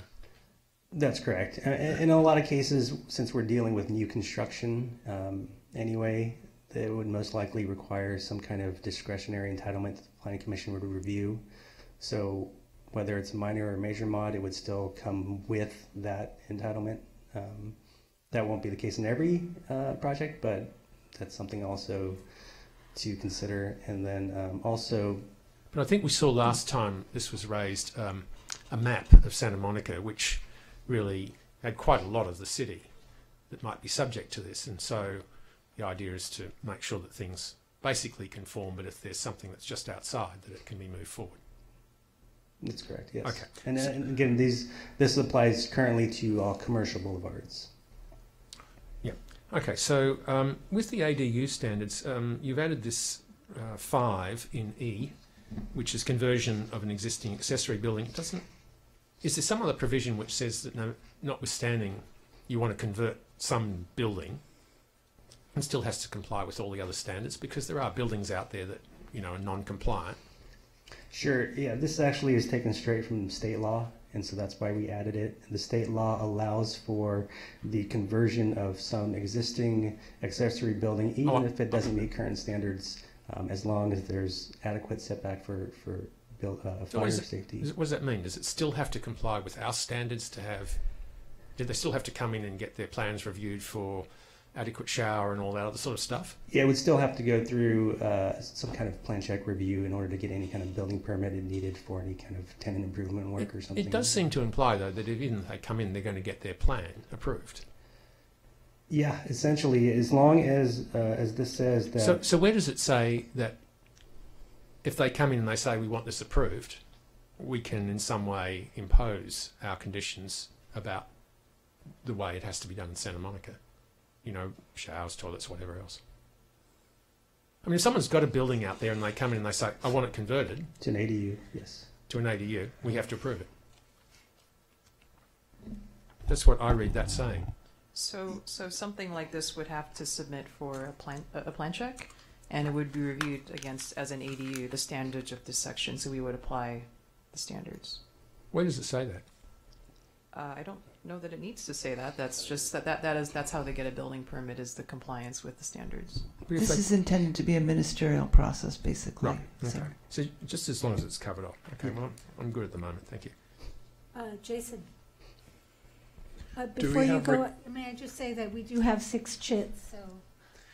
That was my question, and my second question was, Chair, how do you intend to organize the discussion once we get into it? I think there aren't that many. We should just go through, and if we want to just accept it, we'll move on, and otherwise we'll discuss. Okay, so you're saying that we won't necessarily break it up and talk about different parts at set times? I think we'll go item by item. Oh, we will? Yes. Okay, and we can ask questions within that? We can. Okay, so I'll hold till then. Would you like to hold till then, too, so we can hear our public? Well, let me just ask a quick... Okay, go ahead. I just have one, and I can save the rest of my questions for later. My question is also about the first-story street wall. the modification portion, can you like give me an example of when can you give me some kind of a example of when somebody would come asking for that major modification, and what other portions of the project would be affected by that? Because although there's been discussion tonight or contemplation of how it would work as a minor modification, 4 feet still seems significant. 1 feet might not seem significant, but 4 feet I feel seems significant. And if there's the desire to have it comport with the downtown plan, that's one thing, but 4 feet also seems significant, which to me speaks more to a major mod. But so can you tell me like more about what it really means, what's affected, and what goes along with it? Sure. I think this diagram hopefully can illustrate that concept. For example, if you're looking at this end, let's assume this is the front elevation of a building and this is the street. The regulation as drafted proposes that you can't have more than 16 feet of the ground floor, floor-to-floor height. But because this site has a unique slope, it may not be possible to keep it to 16. Perhaps they need that additional 3 feet to deal with the slope and where the street is in relation to the building. So for example, this is a situation where they could apply for, say, a 3-foot modification, so that in essence, not specific to these numbers, but other numbers where it would go more than 16 feet, for example. So the way it's drafted now, it would only apply when there's a sloping situation. We don't, not necessarily. It's not, a modification isn't specifically just to sloping sites. The modification to that ground floor to floor height could be requested by anybody.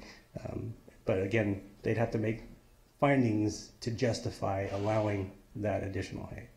And it wouldn't just, up to 4 feet wouldn't just be, for example, to help get those, well, I guess it really, it sounds silly, but so the 3, it's not like you're thinking, the way it's drawn is like there's 3 feet at the, ankle height, but it's really just an addition of 3 feet that makes the first story 3 feet higher, so to speak.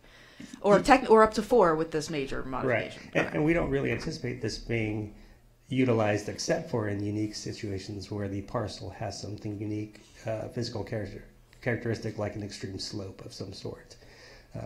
And then with a modification like this, where the upper floors begin is not affected, or it is. It's elevated by 1 to 4 feet.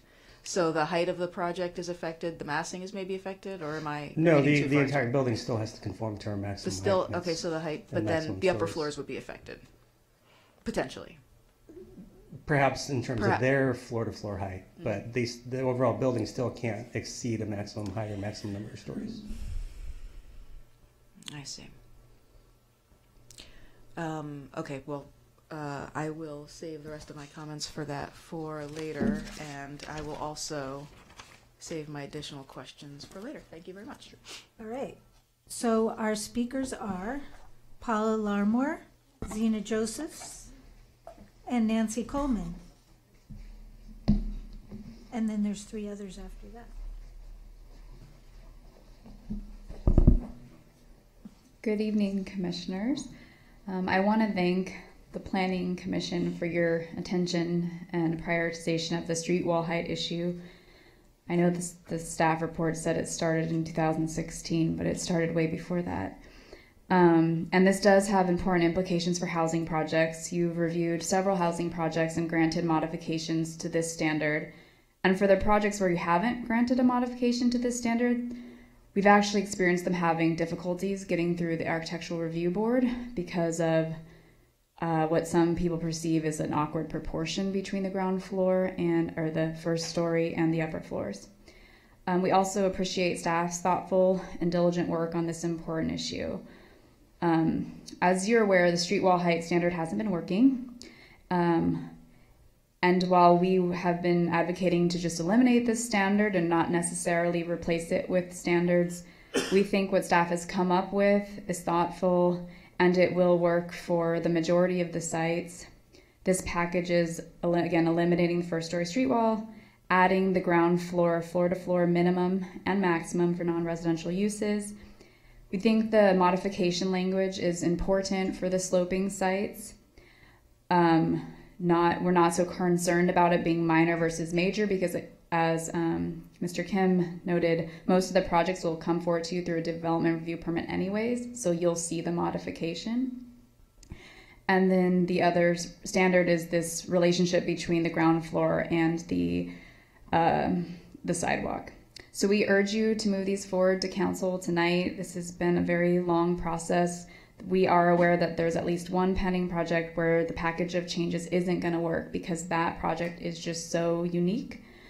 That being said, there's 4 other projects in the city where I think would benefit tremendously from this, and I think would benefit the city overall because you won't have applicants deciding to comply with a standard that the city doesn't like. So again, please move this forward to council tonight and do not delay it any further. Thank you so much. Thank you. Zena Josephs. Thank you. I'm only speaking on my own behalf this evening. The City Council recently extended for 18 months the R1 interim zoning ordinance, which reduces maximum lot coverage for 2-story homes from 61% to 50%. And during the next 18 months, there's supposed to be a thorough review of all the R1 standards. So it seems a bit premature for the city to be doubling the size of ADUs at the same time it's reducing the size of 2-story family homes by 20%. It seems that it would be more logical to fold discussion of the ADU standards into the review of the R1 standards. I'm also concerned that there was nothing in the description of the agenda item that referred to this topic, even though it could impact 7,000 homes in the city. It just said zoning ordinance, proposed changes, corrections, and clarifications for the zoning ordinance related to policy issues that have arisen since the adoption of the zoning ordinance, blah, blah, blah, blah, blah. In addition, the proposal to not require parking for 1,200 square foot ADUs that are located within a half mile of a bus line is something that also should have been included in the description of the agenda item. Since Big Blue bus routes were changed before the opening of the Expo line and will undoubtedly change again as Big Blue bus ridership has declined drastically. So this lack of a parking requirement should be given careful thought. Thank you. Thank you very much. Nancy Coleman, after her, it'll be Dave Rand, Hank Koenig, and Andrew Hoyer. Well, oh, I'm sorry. Did you have a question for the, I'm sorry. Hi, I'm Nancy Coleman, and I'm here representing the NOMA board. You received letters from 3 of our members today, and I want to reiterate the question of the recently adopted IZO on mansionization that calls for a notice for affected residents. It calls for a number of community meetings, and if the R1 standard, starting with size and density, was the purpose of the IZO, then it seems to me that ADUs are a part of that, since they're only going into R1 neighborhoods. It's important to understand, and maybe I'm wrong, but as I read the state law says that the cities may go to 1,200 square feet, but they also may choose to have a lesser amount. So it could be 800, it could be 900, it could be 650. So why is it that we've now decided that it should be 1,200 square feet? If you have a 1,700 square foot house and you put in a 1,200 square foot house, you certainly have a conflict almost of having an R2 situation, not a larger house and a smaller house. So I don't understand how we get to that. The parking spaces for ADUs. In my neighborhood, we don't have any public transportation. There is a bus on Montana and a bus that goes from 14th and San Vicente around to Bergamot, but that's it. And then the 7th Street bus no longer exists. It goes up 4th. I mean, it's sort of like we've lost all of the transportation. So presuming that we're within a half a mile of public transit is really quite wrong to understanding whether or not there should be any parking standards. The goal, there is a goal in the purpose stated of the ADUs, and that's affordability. Are we going to require people who put in ADUs to have an affordability standard? It's in no other place except in the purpose line. Are we going to have deed restrictions? I mean, there was a time in Santa Monica where you had to sign that you were going to have your SDU, whatever you called it, your granny flat for a family member, and that you had to sign a deed restriction that was the case. There was a lawsuit, City of Santa Monica lost on that. So I'm asking about this purpose line in the ADUs. I think that the ADU issue can look towards an 18-month look. Thank you. Dave Rand, and then Hank Koenig and Andrew Hoyer. Good evening, Commissioners. Dave Rand with Armbruster, Goldsmith, and Delvec. I wanted to come tonight and share some thoughts on two of the Bucket 2B item lists based on my experience working on mixed-use housing projects here in Santa Monica. First is the elimination of the street wall height and replacing that with the minimum and maximum ground floor to floor height requirements, particularly in the MUBL, where there's a 36-foot height limit. I'm working on 4 projects right now in various stages, all MUBL zoned, that are all seeking modifications to this provision. And I think that's pretty telling that it's a standard that's not working. And I, as a layperson, I'm a lawyer, I'm always sort of amazed at watching the design process for these projects and the myriad of opinions that go into it, and the diversity of opinions, and the fact that design really is so subjective between what the architect thinks should be the case, what the planning staff recommends, what happens when we get to ARB concept review, your thoughts, if we get to City Council, what they think. It's fascinating to see the way it evolves. The one thing that everybody seems to be uniformly in agreement on is that the first floor minimum 15-foot street wall standard on a project that is subject to a 36-foot height limit is disproportionate and throws the proportion of the 3 levels of a 3-story building completely out of whack. Everybody gives the same direction. So I think this is a no-brainer for you to make this change. I also think it's telling, and it's reflective of, I think, the success of your zoning ordinance, which is that I've worked on, I think, 12 zoning code housing mixed-use projects since adoption of the zoning ordinance. This is the only modification, minor or major, we've ever sought on any one of our projects. So I think the standards are working. This one just happens to be the exception. So I encourage you to fix it tonight, and I think these projects will be much better off. They'll look better. I think I drive by that new building on Wilshire, and I'm glad it's going in, the 3-story building. But I have to say, it's a very large ground floor to floor height relative to the upper 2 levels. It does look a little bit out of whack to me, and I think that's physical proof that this standard should be changed. Lastly, I am thrilled you're looking to lift the 50-unit threshold on the mechanical parking provision. Makes no sense, particularly for single lot housing projects. I've got a couple projects that are desperately trying to be housing projects fitting into a 7,500 square foot lot. The problem is parking. There's not enough ramping for a traditional subterranean parking lot. The answer is mechanical parking, but guess what? One project has 36 units. One project has in the 40s of units. And we're being told we can't utilize mechanical parking, which is literally a do or die item for these housing projects. So encourage you to fix that tonight as well. Thank you. Hank Koenig and then Andrew Hoyer. Hank Koenig. Thank you, Chair, Commissioners, for your attention and prioritisation of issues that have implications on housing projects. I do support the revisions that staff's put forward, and I want to thank staff for their diligent work on the revisions to the parking standards, the skylight standards, and the street wall standards. Others have mentioned the necessity for modifications in this, and this will really eliminate 90 to 95% of those needs.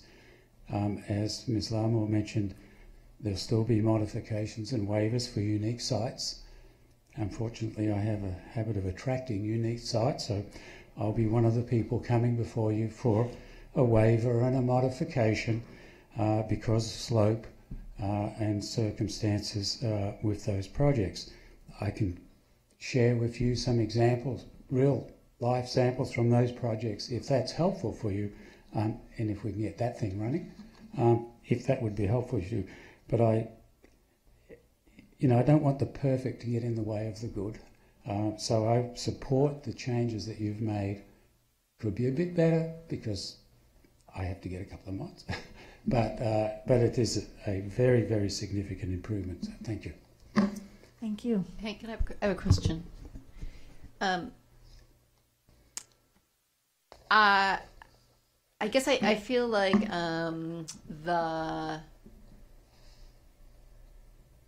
okay, wait a minute. Let me make sure I understand this. So the proposal would allow for that relationship between the sidewalk and the building to drop down 18 inches or be 3 feet above. But I would say and that seems reasonable, but ideally we don't want that, right? Ideally what we want is for the entries to the building to be directly, to where it's reasonable to be directly aligned. So, yes. Wait, let me just finish my question. Yep. I guess I'm just, what's to keep someone on a non-sloping site from just doing something wacky like that? Of dropping it down.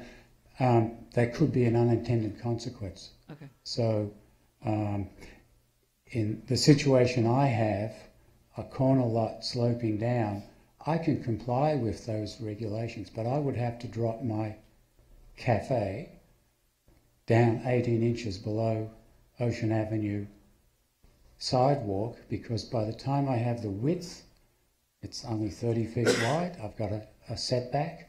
By the time I get back there, I exceed the 18 inches height on Pico, and Pico slopes down. So I could drop it down and avoid that. But I think that's bad urban design. I want my cafe to be at the level of Ocean Avenue, because that to me is the dominant commercial street. Pico going down, yeah, I've got Cha Cha Chicken, but then the other side is a housing project. So the issue of the slope, they've solved it for maybe 99%, except 2 sites, and that's Albertsons and the one we're working on. Yeah, but with the constrained height limits, people don't want to give up a floor of housing to achieve these. So developers don't like asking for modifications if there's a way around it or a waiver. They prefer not to, because there's a perception in the community that when you guys give a modification, but I don't think you're helping the developer. So I think my question is a little bit different, though. Okay. Right, because it allows for modification. So it says, right, the street wall height can be between 11 and 16, but then it defines this other condition about the relationship between the finished ground floor and the adjacent grade. And I guess I'd like to think that ADA regulations will, right, because to me that we've included those to try and accommodate slope sites, but it's not limited to slope sites, right? Somebody could just decide that they want to do that. Well, you need some flexibility, because the site slopes and the floor inside's got to be level. Okay, so that's a given. Okay, so there's an exception for sites that slope 10%, but if you do the math, I've got a 40-foot depth of, because that's the code, commercial, and a 10% slope differential, over the 40 feet, you've got, it's going to be 4 feet. But you can't really do that if the floor is level. That's why I say if I drop it down and add the 3 feet and the 1'6", then I'm at 4'6", I can achieve it. But if I want to have it level, then it doesn't compute. Okay. So that's one issue. But like I said, we can get a mod. I'm happy to pursue a mod, and client as well. So, but you raised an interesting issue about ADA. The other one I have to do is raise the height above 16 feet. So if I can drop the floor level above, but that means that floor level is down 4 feet. So now I've got 2 units above the commercial. I need to put in a handicap lift and separate stairs as opposed to having that floor level. Mm-hmm. So again, that would have to be the argument I make is why. And by the way, dropping the floor does not change the exterior appearance of the building one iota. The height's the same. The architectural treatment we're proposing is the same. All we're doing is making something really annoying for someone who, well, let me just say everyone, because everyone's going to have to go down that stair to those 2 units, for those 2 units. Doesn't matter if they're in a wheelchair, they're still going to go up 4 feet of steps to get to the elevator. Okay. So anyway. Thank you. Thank you. Thank you. Andrew Hoyer is our last speaker. Good thing. Good evening. My name is Andrew Hoyer, and I am the Government Affairs Officer for Santa Monica Mid-City Neighbors. We've all heard of the term mission creep, and that's what I'd like to talk about. First, a few definitions for creep. Verb, of an unwanted and negative characteristic or fact, occur or develop gradually and almost imperceptibly. Noun, informal, a detestable person, or in this case, consequence. What I am talking about is the complete conversion of an entire building into medical use without any sort of public input into the process. 901 Wilshire is now 100% medical use, which will have significant impacts on traffic and parking in the residential neighborhoods that immediately surround it. I can tell you that during the daytime there seems to be a constant flow of cars parked on my street with handicap placards because folks don't want to pay the parking fees to visit the medical offices at Cloverfield and Santa Monica Boulevard. This will begin occurring all around 901 Wilshire very soon, and it is already too late to stop it. Why was it even allowed in the first place? It almost seems as if specific limitation number 21 was written explicitly for this building. I got word that St. John's was planning to steal doctors from UCLA and place them in their own building on Wilshire Boulevard well over a year ago, which means that it was in the planning stages when the zoning ordinance update was being developed. It is time for specific limitation number 21 to be erased from the records permanently. It is time for the creep to go, and it should be on your next bucket. Thank you. Thank you very much.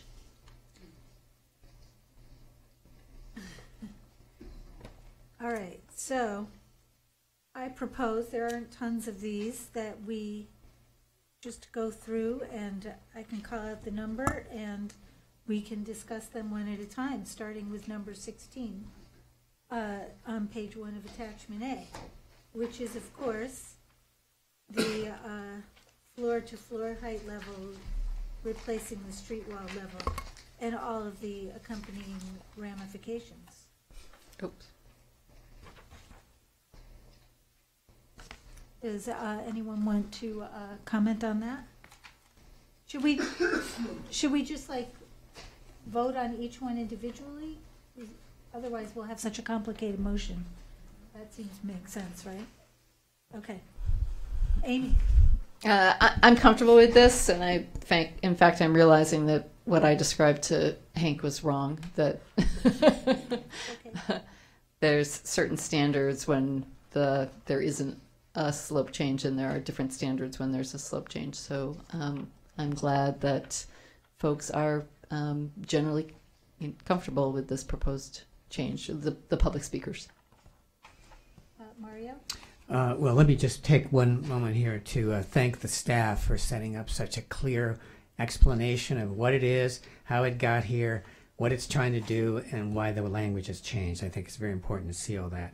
So to answer your question directly, I would move that we approve this with the following modification. Instead of 11 feet, we go to 10 foot ground floor height.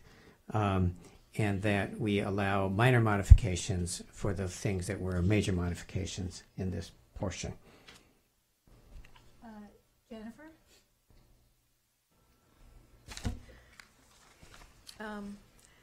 Well, I have a little bit of reservation, but for the most part, I'm okay with it as the staff has drafted it and explained it with a major modification and using the numbers that they propose. Richard? So, Commissioner Mario, why did you want to go to 10 feet? Well, I'm trying to eliminate it entirely, but I don't know if that feeling is here. We could ask the question. Right. If the feeling is here that we should eliminate it entirely, I'm all in, but I'm not sure, and I'd be willing to take a straw poll. Right. I think we had problems previously with people building that, being John Malkovich heights, which is why it has crept in. I think that's my recall of the situation, isn't it? So I would be in favour of keeping something in it. The question is why 10 as opposed to 11? Well, anything that makes it smaller, it's still 10 is still a usable square height for a floor.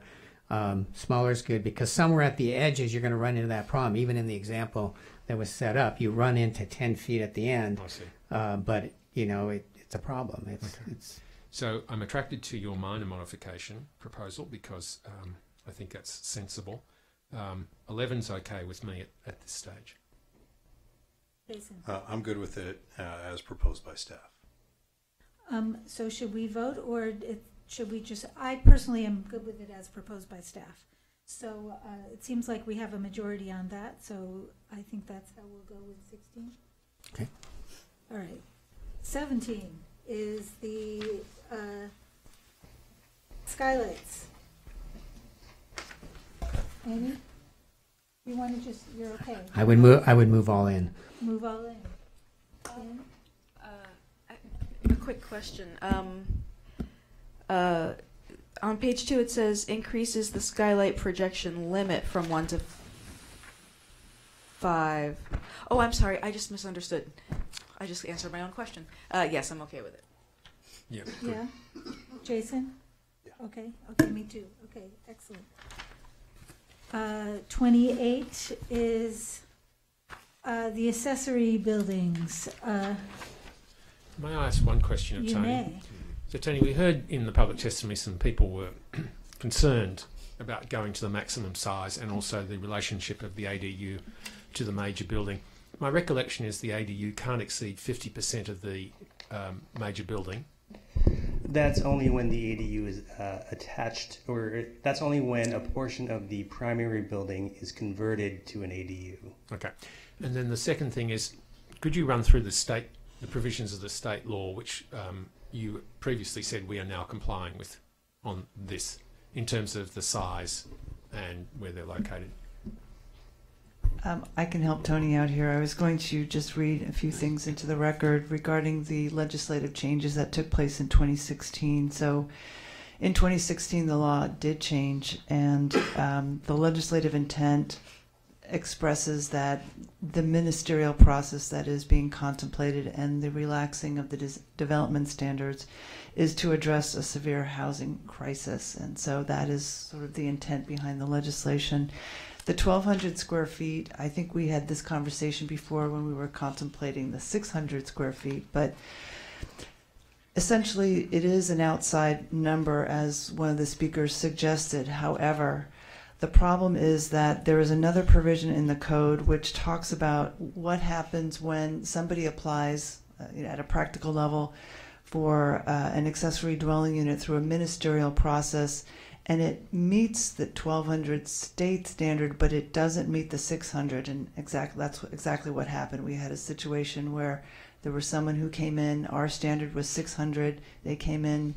It was below 1,200, but the state law provision also says that if there is a conflict in the event that a local agency has an existing accessory dwelling unit ordinance that fails to meet the requirements of this subdivision, that ordinance shall be null and void upon the effective date of the act adding this paragraph, and that agency shall thereafter apply the standards established in the subdivision for the approval of accessory dwelling units, unless and until the agency adopts an ordinance that complies with this section.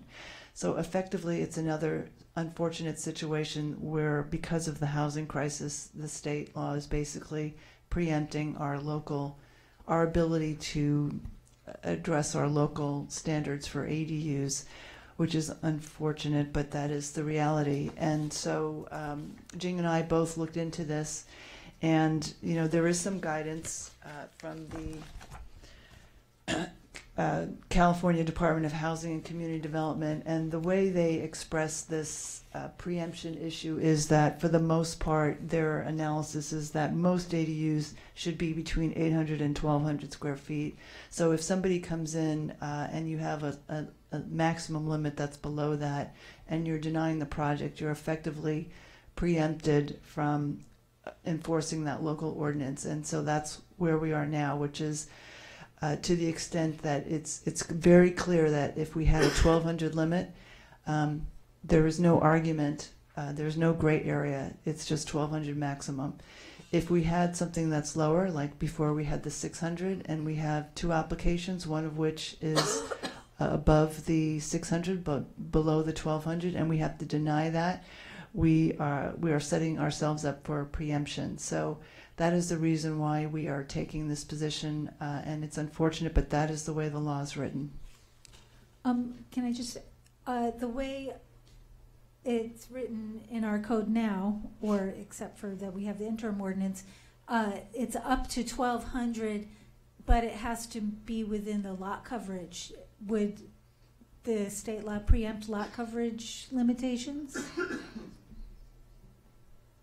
So at this moment in time, the council passed a R1 IZO that specifically exempted ADUs from lot coverage. I will say, in the context of that, I recall having that discussion with council members, about whether they meant to do that, and they did. They were certainly, I think, as a council, very supportive of ADUs, and so they put that forth, understanding what the state law says, and the difference between that and local law. So, but that wasn't my question.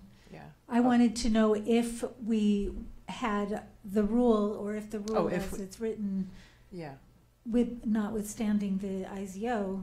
Yeah, absolutely. No, I mean, the state law does not it doesn't take all authority away from the city to establish our normal police powers in terms of, setbacks, height, parcel coverage, all those things. And I was just answering this specific moment in time, this right, IZO at this period. specific moment in time. But absent that, certainly we would have had we do have a parcel coverage standard for R1 that would include all structures on the property, including ADUs. Right. Okay, that's what I wanted to know. There is, I'm sorry, one more thing I wanted to mention, and that is this all presupposes that it is an accessory dwelling unit. So we still have the provision in our code, which is 9.31.300G, which basically says that the accessory dwelling unit has to be clearly subordinate to the main dwelling. So in a way, there is a constraint. It's unfortunately, it is also implied in state law, but it is from the get-go supposed to be an accessory dwelling unit. So that is the universe that we're dealing with. And how do we define subordinate? That's a very good question. I think anything that's smaller than the primary, but I think staff has a view of how they address that. Yeah, we look at it in terms of size, location, and appearance, and so that's the same standard we have for accessory buildings, whether it's an ADU or not, and so we would just continue with that.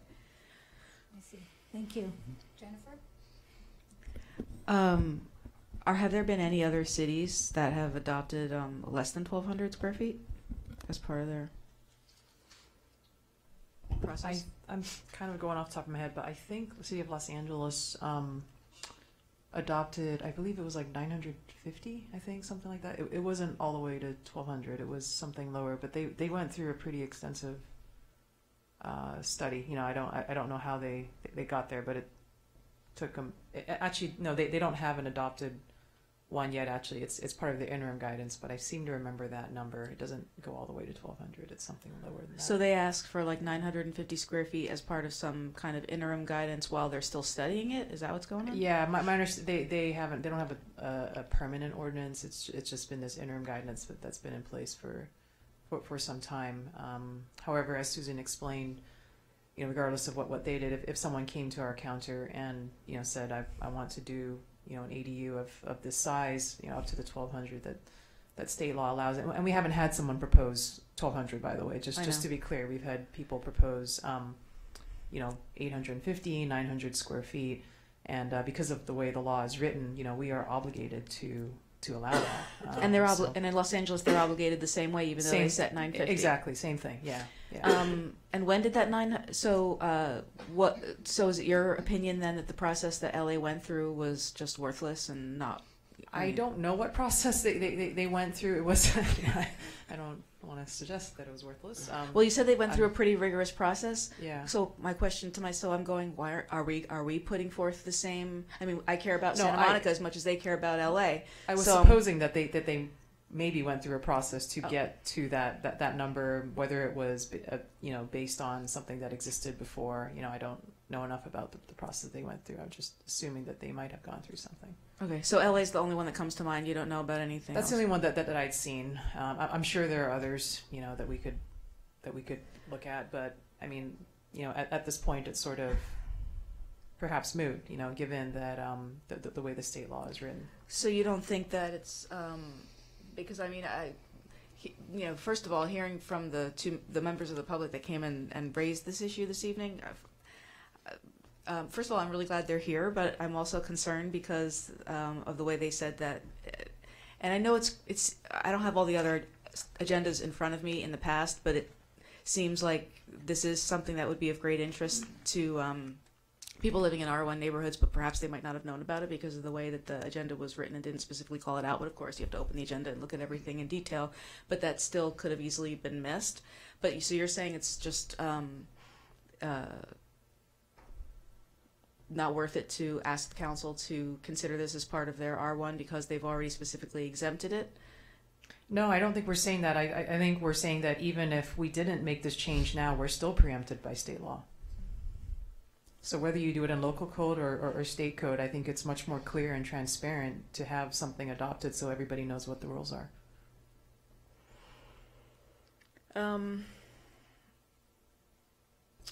What is has the Housing Commission already weighed in on this issue with regard to affordability? We did not bring this to the Housing Commission. It's my understanding that the Housing Commission has it on an agenda at some point or something, or it's in the on deck or something. Not like this round. No, we did bring. It was it last year, a year and a half ago, when we first made the change, right? Yes. I know Tony went. Maybe I went with you. I don't remember. Actually, it's you and Ariel. Oh, there we go. Okay. Yeah. So we did present these standards to them. Yeah. They did provide some feedback to us, and so I think the affordability issue was something brought up, and I think the determination was that was better looked at when we look at the overall affordable housing. I think the commission you had talked about it as when we brought up, do you want to pursue these things as part of these, and I think the commission, that is all of you, voted to not pursue that because it was something that was I can't remember the precise reasoning, but that's correct. I don't think it was something that you were not pursuing right now. I'll back myself out of that because I certainly don't remember specific. I mean, I'll go back and watch tapes, but I don't remember me saying anything like that because in the back of my mind, I was thinking that eventually we'd be getting to this discussion because the last thing that I want to have happen is someone stand in front of the council later and say, well, if we never discussed it, and then someone say, well, the Planning Commission didn't discuss it, therefore they must not really care about purpose number 3, which talks about, we can certainly provide that information, and it was part of the sort of like study session discussions, and I'm sure Tony has the notes. That's correct. Yeah, there were, I think, 3 topics, and then ultimately what the commission decided to move forward with was just the size issue. I see. So the affordability issue is still in the pipeline, just not necessarily before us. Because I was going to say, how do you... I want to hear from. Oh, that's what I'm saying. So it's still sort of in the pipeline, either for the council or the Housing Commission, but not necessarily regarding. I mean, I don't know if you remember. I don't want to give you an expectation that it's something that you can impose because I think the ADU contemplates a ministerial process without adding additional requirements such as covenants and so forth. So I would hate to give people the impression that this is something that could be imposed on top of state law, because I do think that would be legally problematic. I wonder if we How- should adjust that purpose so that it's I still have the floor. I'm sorry, Commissioner Anderson, but hold on. So I was going to. So my next question, how then do you reconcile what you've brought to us with the fact that that purpose is still in there, and or could you explain to me then how you expected that purpose to be effectuated? And So the answer is yeah, and I think it's something that we have discussed before about the word affordable, and what that means, and is it big A affordable or affordable in the in the general sense of providing. I think it was written in this case of a sort of providing a different kind of housing options, potentially affordable because of the size of the units that we're talking about, something that is subordinate to you're not buying a house, you're renting a big house, you're renting an accessory unit, and that's the whole purpose of this is to is to create an accessory unit, not a primary dwelling unit. Right. So sort of affordable by design or size, but not literally in deed restriction. Mm-hmm. Commissioner. Okay. Well, I would say, I think that obviously I think that these proposed changes essentially speak to that. Yes. I just have to go. And oh, okay. Well, actually, I thank you for giving me the time because I was able to actually get out all of my questions and concerns. And I don't know if it's Commissioner Anderson or Commissioner. I just wanted to interrupt for 1 second, and that is that speaking to the residents who came, this is another occasion where our council is informing us our hands are tied in what we have to do in terms of moving this forward. There's also a social benefit in doing these things. It's the extent to which we do it. So I am good with the changes that are here. In fact, I'm good with the changes that have been proposed across the board for the rest of the amendments this evening. They seem to be sensible and very useful. Good work, Tony. Thank you very much. Team effort, by the way. And let the record reflect that he makes a swift exit. Jason.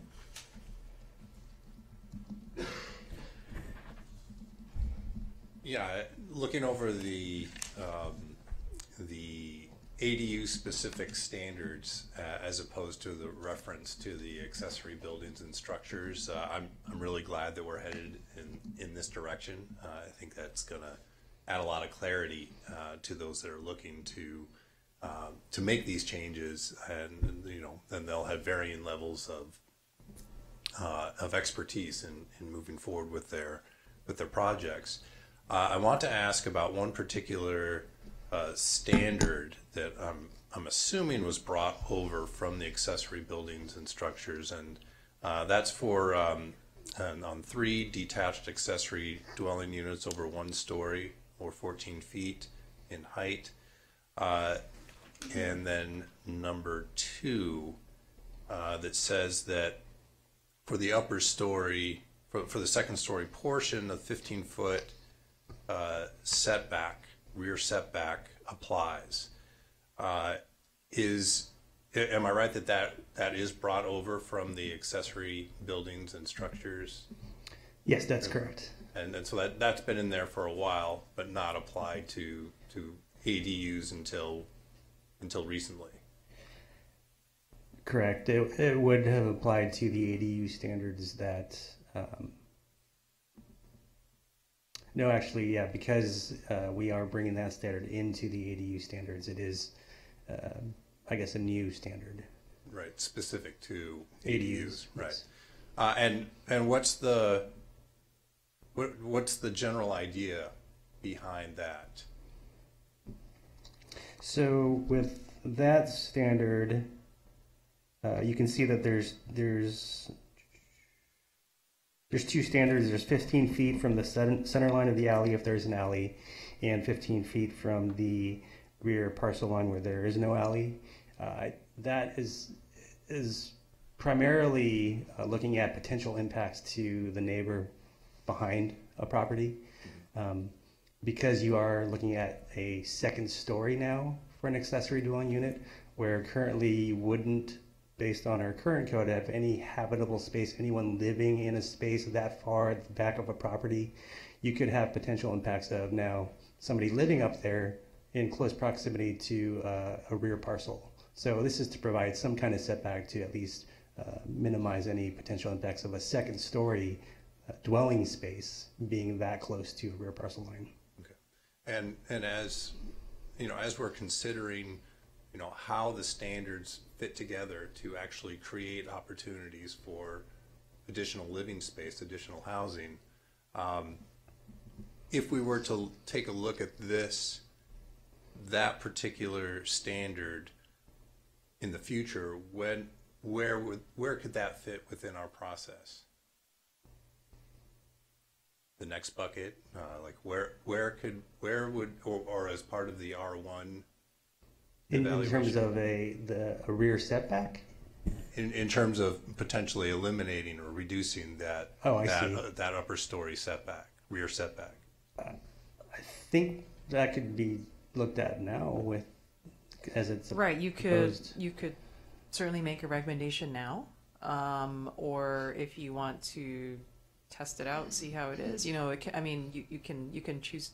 You can recommend to amend the code at any point in time. Mm-hmm. You know, I think our concern here was that because it's a two-story structure, and you know the purpose of the setback is to create that separation for privacy, light, air between properties. That it was important in this case that if you're going to allow a second-story living space, very much like a home, you know, that we have setback requirements between properties. So that's why we carry that over from the accessory buildings part of the ordinance.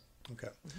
So we have flexibility on the timing of that. You know, my personal thought is that that's a question that we should look at, and probably should look at it in the context of the R1 standards in general. So I'm not going to propose that we tackle it now, but that we tackle it on down the line. Mario? Well, Jason took the words out of my mouth. I think that here's another way of looking at this. The 1,200 square feet is an upper bound. It's controlled by essentially two things. One is it has to be subordinate, and two, it can be greater than the lot coverage, although the lot coverage for now temporarily has been suspended. But when we roll out the new R1 standards in 18 months, that would be the ideal time to collapse all this stuff into one package that makes sense and iron out any, let's say, inconsistencies or conflicts that we've embedded in it. And then the part of that is the idea that it's hard to actually get a good R1 standard and still have meeting the needs of this. So it's going to take some time. So for now, I would suggest we approve this as is, knowing that it is an upper bound, but that we have to revisit it, and we end up with a lower bound possibly for other reasons in other ways in specific lots, etc. So I'd say we move ahead. Okay. Amy? All good for you? So you're all good? I guess it doesn't matter because he's not here. What about you? Are you okay with this? I would have preferred to have not made a recommendation of 1,200 square feet, but something more like 1,050 or 1,100, and I'm going to stick with that.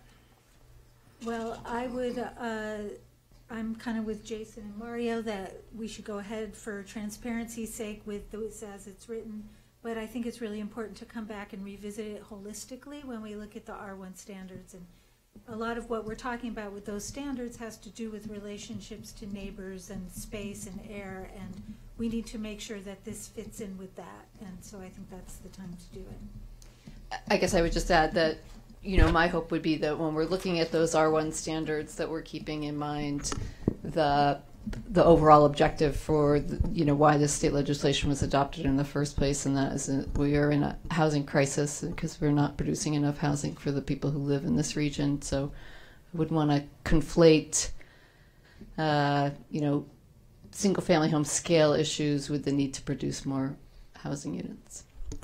We just want to make sure we know where those volumes go, I think is the goal. So all right. Yes. Some would say that's why we're in a housing crisis. But all right. So the next one is number 3, which is 30. Which is adding allow. Anybody have any issues with allow? Actually, at this point, can we run it the other way? Can people just raise objections they have to any point? Objections to allow. To any of the points, to any of the remaining things. I have a question about the word allow, just a clarification. I just want to clarify with staff that this isn't seen as or based on their experience with the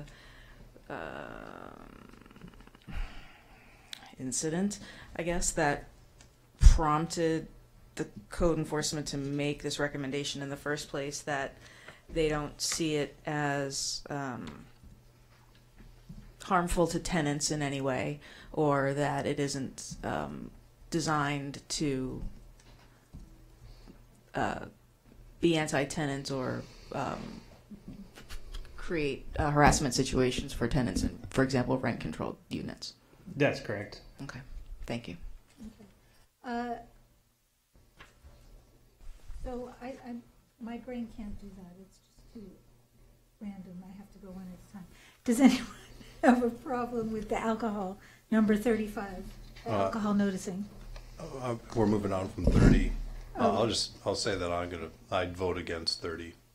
Oh, you're against 30, Yeah. and Jennifer are you against it, or you're okay with it? Well, I'd like to know. Do you have an is it- alternate? Well, I'm Or not, well. Do you just want to say don't do it? Can you tell me why, perhaps? Because you've heard all of my objections over time, and Yeah, I mean, I stated them at an earlier meeting, but I'll just briefly say that there are two basic reasons. One, I mean, I only see this as assisting in an enforcement against a tenant. Apartment owners might like that particular dynamic of it. But I also look at it as someone else is being held responsible for the actions of the lawbreaker. And that just, I'm not a law enforcement expert, but that to me seems not how we should be enforcing our rules. So that's where I'm coming from on that. well, I mean, you heard what staff had said. I mean, I've been chewing on this get all the way up until this meeting, and I'm happy that Ms. Guidry is here. I don't necessarily feel like we need to have another long, drawn-out conversation, but I would say maybe, Chair, maybe we can, I mean, I don't know how the rest of the commission feels, but maybe we can just really, like, in an email, like, yellow flag this one and say to the council, this needs extra attention.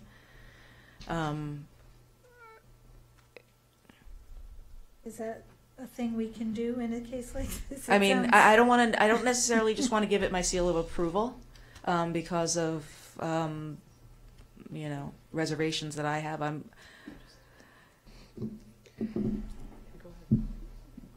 At this point, you're just making a recommendation, which would give them full discretion to agree or not agree with your recommendation. And I don't think it's a problem for the staff to just articulate the circumstances, particularly for one of the commissioners in the report, but I'll let staff speak to that. But, you still have to vote on it. Like to say, you're going to see this language in front of you, whether we approve it or deny it. And so I don't even think it's necessary. I think the concern that you're raising is something that will be raised to them, regardless of whether you say anything to supplement your decision one way or the other. Would you? So you're saying you would be saying it like the Planning Commission had these concerns, or just here are our concerns? No, I'm saying you'll have to vote, but I think in the staff report, sometimes they can express the circumstances, some of the concerns expressed by the commissioners. Okay. Yeah. Thank you. Okay. So I guess we should go through and vote since we're 5 and we need 4 to pass and it's close. If we're going to recommend it to council, knowing that if we do, staff will say what our concerns were. So recommend to council with concerns. That's what you're saying, yes or no to. So we can know if we have 4 votes. That seems like a good strategy to say recommend with concerns, or even just say neutral with and just raise the concerns. And like as we're all saying, it's all going to get to them. Yeah. If I may, Chair, is that accurate? That if we're not recommending it, it still goes to City Council? It still does. Yeah, it's you have to, the way the procedure reads is you're making a recommendation on it, although it's one. You're You have taking to have a unified you have to have a unified recommendation quorum on the recommendation Right. to pass that. But you're saying that a particular item doesn't need to be a part of the grand recommendation in order for city council to consider a You question. can say we don't recommend it and why as part of what goes to council. What I'm saying is you could make a recommendation with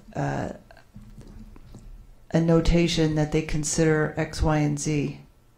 And if 4 of you agree to that, then that's what will be conveyed to council as the recommendation. All right, so recommendation with concerns? I'm comfortable with that. You're not comfortable. I'm comfortable with that. But we'll use the 2 concerns as Jason articulated them. They were very clear. All right. So then moving on to number 30. This is the alcohol cards instead of letters. Oh, that's 35. Anybody have a problem with that? Okay, that goes ahead. 36 is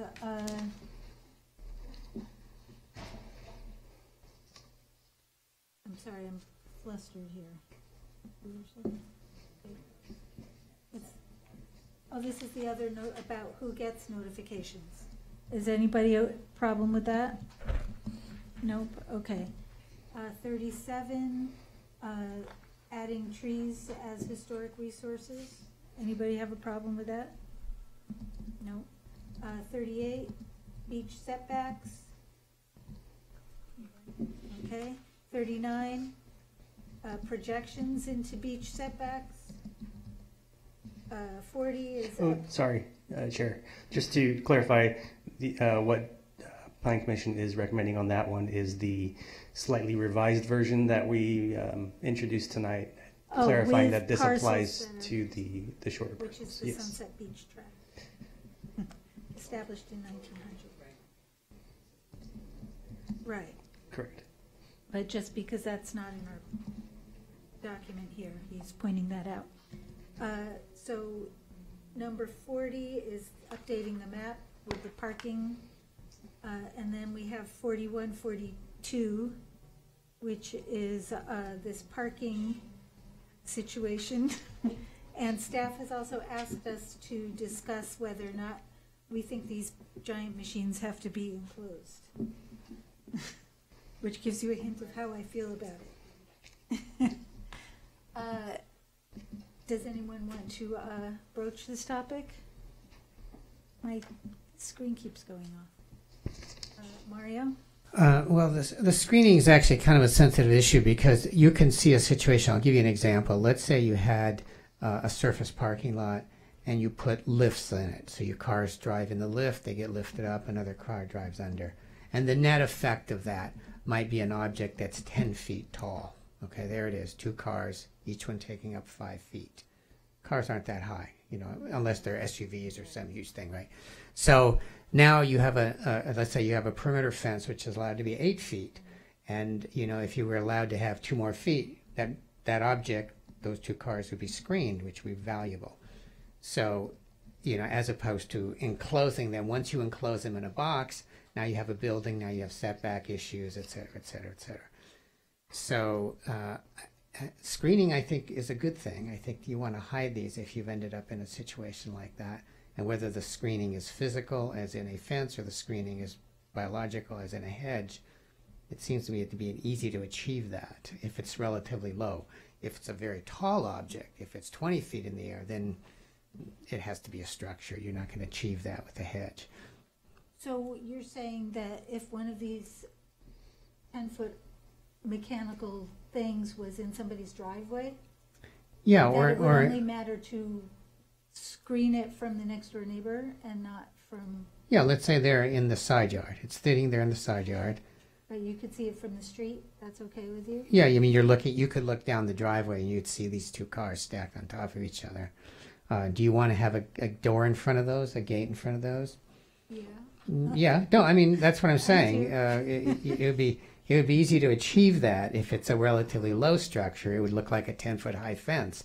It's actually a gate, but if it got to be really big, then it wouldn't work. You know, that's the... Well, that's important to know. I don't know. Anybody else have a feeling about looking at giant machines in driveways? I have feelings about that. What are they? I don't like it. Okay, what about you? I'll just say also I'm not in favor of the tandem parking, and I am also and if this were to happen, of course I would say that they should be screened. But I have a question for staff, just a really quick one. On page 10, this might be a stupid question. In the red line, the new B where it says all parking, does that really mean to say just parking? Like, does the all apply to all the parking in that one instance? I'm just confused about how that all applies. Like I said, it might be just a really, really stupid question. I'm reading it wrong.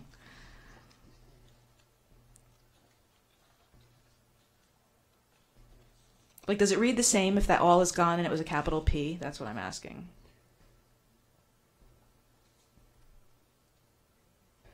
I don't think so. I think, you know, it's intended to allow all parking that's provided. Thanks, that's okay. For some reason I was reading it more than one way, and now Okay. you've clarified it. Okay. Okay, I'm going to let others talk on this one. May I just clarify the conversation between you and Commissioner Fonda Bernardi? You're saying that we should have screening, but it doesn't necessarily have to have a top on it. But that the language in here now says that the ingress and egress doesn't have to be screened, and that's what your concern is? I'm concerned with, in much smaller situations where the machinery is on a surface parking lot. Yep. That it not be a big, nasty, blighting machine in the neighborhood. I basically don't want to see them because I don't think they're appealing looking objects. And stacks of cars. I mean, just the idea of, you know, a stinky car up in the air. I don't know. I'm not being very articulate. It wouldn't be running, so it might not be as stinky. I know. I think to clarify the question too is that the way the code is written right now is that it requires the mechanical parking to be fully enclosed. So it suggests like literally putting something around the box, and you know we've had people ask like, do you really mean that? Because you could really create something that's even more visually impactful than kind of like the open rack design. So I think our question, you know, as we were talking about it as staff, is like, well, is there another way to accomplish, like if screening were preferred, sort of like perimeter landscaping or something like similar to like parking lot, you know, landscape design standards, something that's a visual buffer, but not literally like enclosing the actual system itself, which, you know, may have some odd things might happen, you know, out of that. So I don't think we've had anyone. I think we've had people propose stackers in a surface area, and then I think understanding that enclosure thing, they haven't pursued it because it just was they couldn't figure out a way to enclose it and have it work with that system without building like literally a structure around it. So it's a little bit of a confusing standard for us of how we accomplish. If someone wanted to do that, you know, is it that and then like more like perimeter fencing and landscaping as opposed to actually enclosing the system. And also a fully enclosed structure would count as FAR. So there's also that. Yeah. There's that. Well, I guess my experience of these is I've seen them. Where have I seen them? New York City. Yeah, that's where I see Sitting on them. the lot. They're all over New York, and they look terrible. And they're, you know, sooty, stinky, dirty machines that, you know, they don't look like that. And if they started out looking that, they got much crustier very quickly. I just, you know, parking lots that are have plantings around them only really look good when there aren't any cars in there as it is. And so adding stinky, dirty, sooty machines and then having some more birds of paradise stuck around them, I just really, sorry, I'm just saying what I really think here. So I think they need to be enclosed if they're going to be vast and screened if they're going to be slight. Maybe that's, if it's in a R1 neighborhood, maybe we should move that into the R1 discussion too. If we're going to have, people who collect cars and want to keep 6 of them on site and they have room for 3 spots and that's how they want to do it, great. But, I think we just need to have different standards maybe for different sizes or different zones. Yeah, it really is different in different places.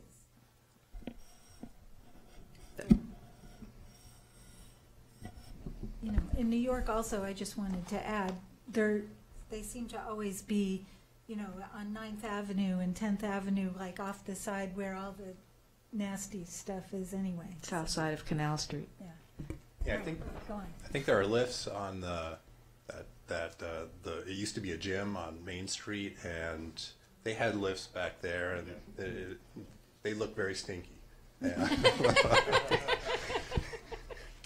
It's a term of science. Yes, and I'm trying to think of like what the path is here, and certainly some of these, like a turntable would not necessarily have any kind of visual impact at all. So I'm wondering is there a way to pull the R1 part of it out, except for those technologies that like don't exceed a certain height, I guess, and then for the multifamily and commercial and mixed use districts, that we maintain the enclosure requirement. I don't know if that approach makes sense.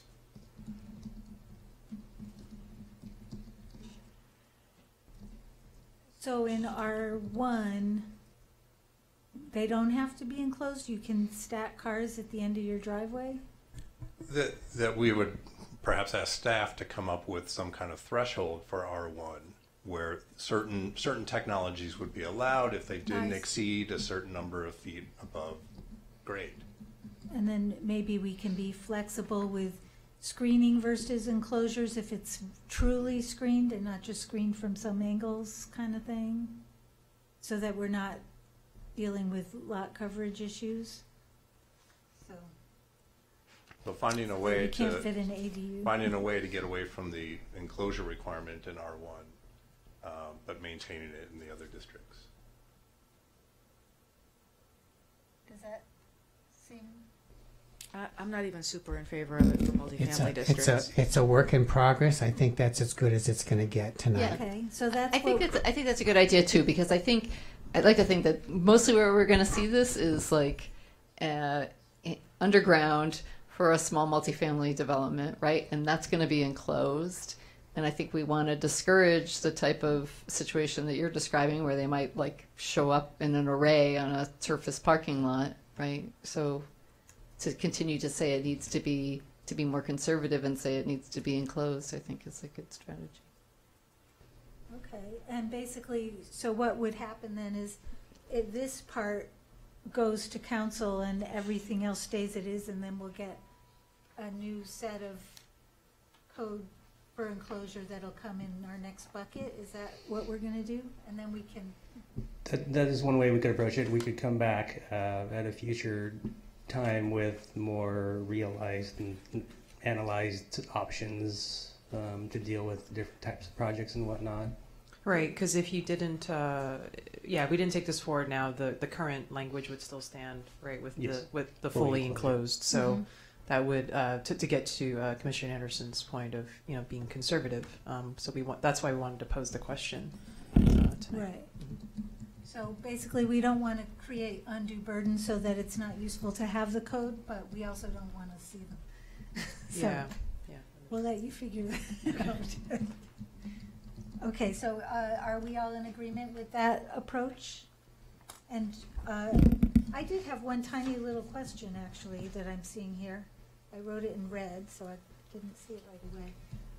About attendance and not having attendance. I just wanted to make sure that, I mean, it's probably obvious that ADA, that we're sure that ADA parking can occur and people who have special accessibility needs will have their needs met before we say that there doesn't need to be an attendant. I can't imagine we would be allowed to remove that attendant in that case. Sure. We have mobility staff who can assist with that question. Good evening, Peter Zhevatowski. So, in terms of accessible parking for the Americans with Disabilities Act, that typically, because of the nature of some of the vehicles that are used in those circumstances, they're difficult for attendants to drive in most circumstances, or in some.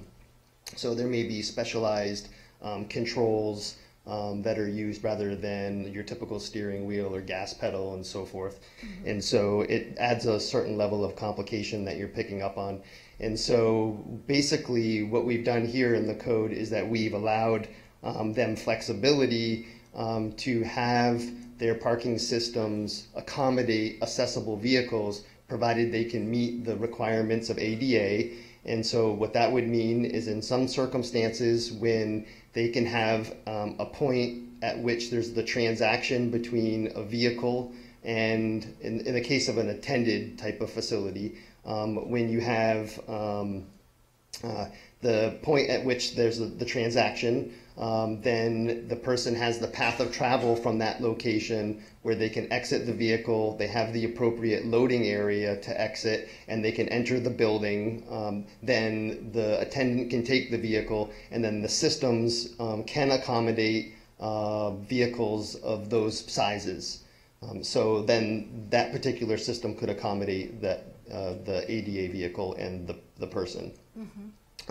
And in circumstances where it is maybe tandem parking or like a mechanical tandem type of a system, then it would operate a little bit differently. Then basically what would happen is the person would, if it were like a standard tandem space, either the parking would need to be separate entirely and have the ADA loading zone and path of travel, or the person would be able to drive into the parking space, then from that point have the path of travel and appropriate loading zone in order to enter the building, and then maybe a vehicle is put behind that vehicle and then making it a tandem condition, but then when it's time to leave, then the attendant moves the vehicle that obstructs access, and then that person was able to enter the vehicle and then leave. So it would happen in one of those two different types of ways, or actually three types of ways. Either it's completely separate, or there's special accommodations made in order for them to. So in cases where there's not an attendant, then it would always have to be completely separate. Essentially, yes. Okay. So but we don't have to say that because it's known somewhere? Okay. It would be required Okay. as part of the review that we would not approve something that didn't meet ADA. Right, okay. Thank you very much. All right. So in that case, we all agreed to what we said before? I don't necessarily Oh, you support did? it, but that's okay. Did you want it? No? I'll Okay. decline. All right. So is that the last one? It is. I think we've done it, guys. Bucket 2B. We kicked it. Yes. And just, we'd like to thank the commission also for just all the thought they've put into all these issues and the helpful direction they've given us for all these changes since the adoption of the code. So thank you. And I want to thank you for studying all the new things that we put on Bucket 3. So I think you do have to make a motion. Oh, a and motion. vote on this. Yeah. Oh, yes, Ba- based on your discussion. Yeah. To codify, to glorify. Recommend to the city council. recommendations that we have made piecemeal throughout this discussion. Right. So moved. With any concerns of the group, or Right, I have individual concerns, or right number 28, which is the ADUs, to revisit those with the caveat to revisit those standards as part of the R1, and then also on the allow to flag that for extra attention by the council, based on the comments from Commissioner Perry, and then the screening was deferred to a future thing. Right. Okay. Okay. Commissioner Anderson? Yes. Commissioner Fonda Bernardo? Yes. Commissioner Kennedy? yes, although I did express concerns about the size of the ADUs in my comments. Commissioner Perry? Yes. And Chair Fresco? Yes. Beautifully done. And as I was saying, thank you for all those studies and bucket 3 as well. I'm really looking forward to bucket 3. There's a lot of good stuff. Can't satiate her. I love these buckets. All right, we don't have any written communications. Are there any future agenda items? Yes? Well, I think that we should somehow pencil in a discussion of 937180, wherever it fits in down the line. About modifications to DRs? Yeah. Okay. And of course, our subcommittee will now meet because we got our materials today. We're going to meet now. No. No, during the course of the next few weeks. On the, I think you're on it, aren't you? No, about our mission statement. Oh, right. No, I am not on that. And then no public input. So is there a motion to adjourn? Okay, all in favor? All right, we're done.